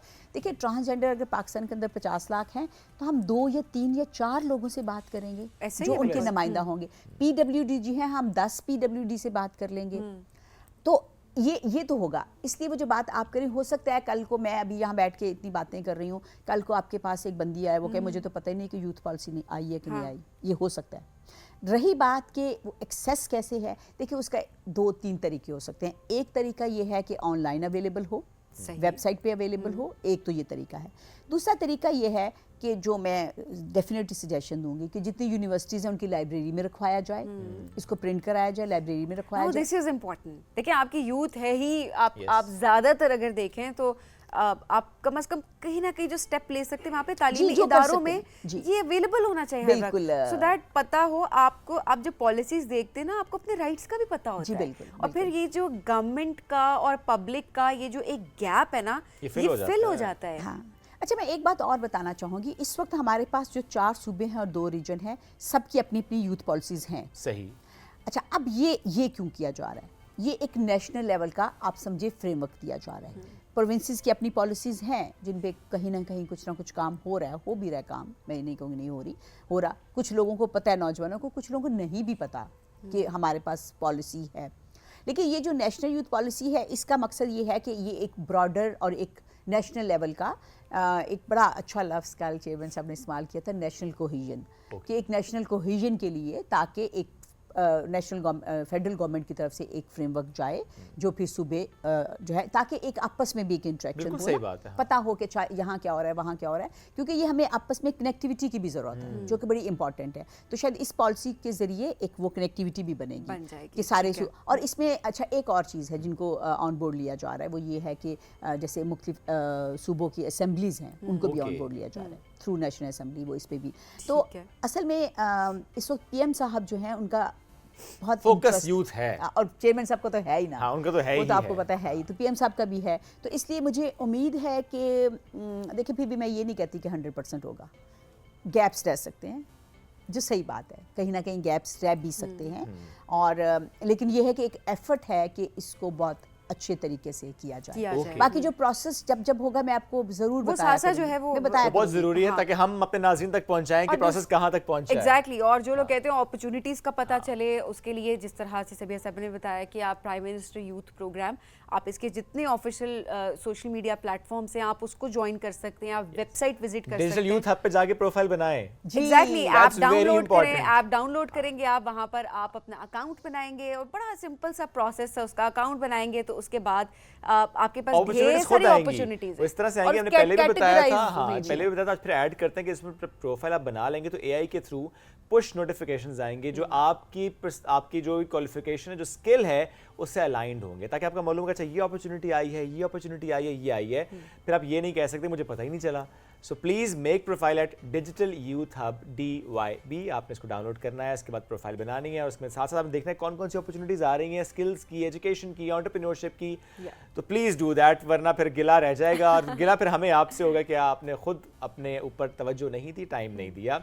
हम वक्तन फ़क्तन आपको तंग भी करते रहेंगे कि अच्छा कहाँ तक पहुँची पॉलिसी। बस छोटा सा सवाल ये, क्या इस 18th अमेंडमेंट का कोई ताल्लुक होता है इस पॉलिसी से? क्योंकि अक्सर हम काम करते हुए कहते हैं ना कि नहीं जी आफ्टर 18th अमेंडमेंट ये सूबों के जवाबदीद है। 18वीं तरमीम। हाँ, तो आपका जी, इस बारे बिल्कुल में बिल्कुल, ये आपने बहुत ही अहम सवाल किया है। देखिए 2010 के बाद सूबों की पॉलिसियाँ क्यों बनी, उसकी वजह ये थी कि 2010 में जब आइन के अंदर 18वीं तरमीम आई तो उस 18वीं तरमीम के बाद जो यूथ था वो सूबों का सब्जेक्ट था। ठीक है। लिहाजा यही वजह थी कि सारे सूबों ने अपनी अपनी अपनी पॉलिसी पॉलिसियाँ बनाई। बनाई। अच्छा, मैं अगेन कहूँगी कि ये जो पॉलिसी है, मैं जैसे कहा, ये एक फ्रेमवर्क देगी। ओके। पॉलिसियाँ वो मौजूद हैं और देखिए बात ये है कि वो अलग अलग पॉलिसियाँ क्यों हैं, उसकी वजह ये होती है कि हम जोग्राफिकली बड़ा डाइवर्स मुल्क ऐसे हैं, जो कि हमारे हमारी dynamics खुशकिस्मती different है ना, बहुत है। culturally अब different देखिए है सिंध sometimes। में जो नौजवान बैठा हुआ है उसके मसाइल कहीं ना कहीं केपी के नौजवान बात से है। मुख्तलिफ हैं। मुख्तलिफ हैं। पंजाब के जो नौजवान हैं उनके मसाइल बलूचिस्तान के सही नौजवानों बात से है। मुख्तलिफ हैं। तो वो अपने अपने सूबों के जो मसाइल हैं, उनके जो हल हैं, उसके ऊपर एक उसके हिसाब डॉक्यूमेंट से मौजूद बनी है। हुई है। अब ये है, ये एक हम ब्रॉडर देंगे, फ्रेमवर्क देंगे। कहीं ना कहीं हमें नेशनल कोहिजन की ज़रूरत है, बिल्कुल सोशल ठीक है। कोहिजन की ज़रूरत है, हमें आपस में कनेक्टिविटी की ज़रूरत है। तो ये वाली पॉलिसी जो है, ये पॉलिसी एक फ्रेमवर्क होगा, बिल्कुल ब्रॉडर ठीक है। फ्रेमवर्क होगा। ये कहीं किसी जगह 18th अमेंडमेंट को कोई तंग नहीं करेगा। हाँ जी, नहीं। That's nice. Thank you so much for joining us today. बहुत अच्छा काम माशाल्लाह आप कर रही हैं और हमने जैसा पहले भी कहा कि हम वक्तन फ़क्तन आपको अपडेट्स देते रहेंगे कि नेशनल यूथ पॉलिसी कहाँ तक पहुँची है। इसी के साथ लेंगे आपसे इजाज़त। अपना बहुत सा ख्याल रखें, दुआ में याद रखें। अल्लाह हाफ़िज़।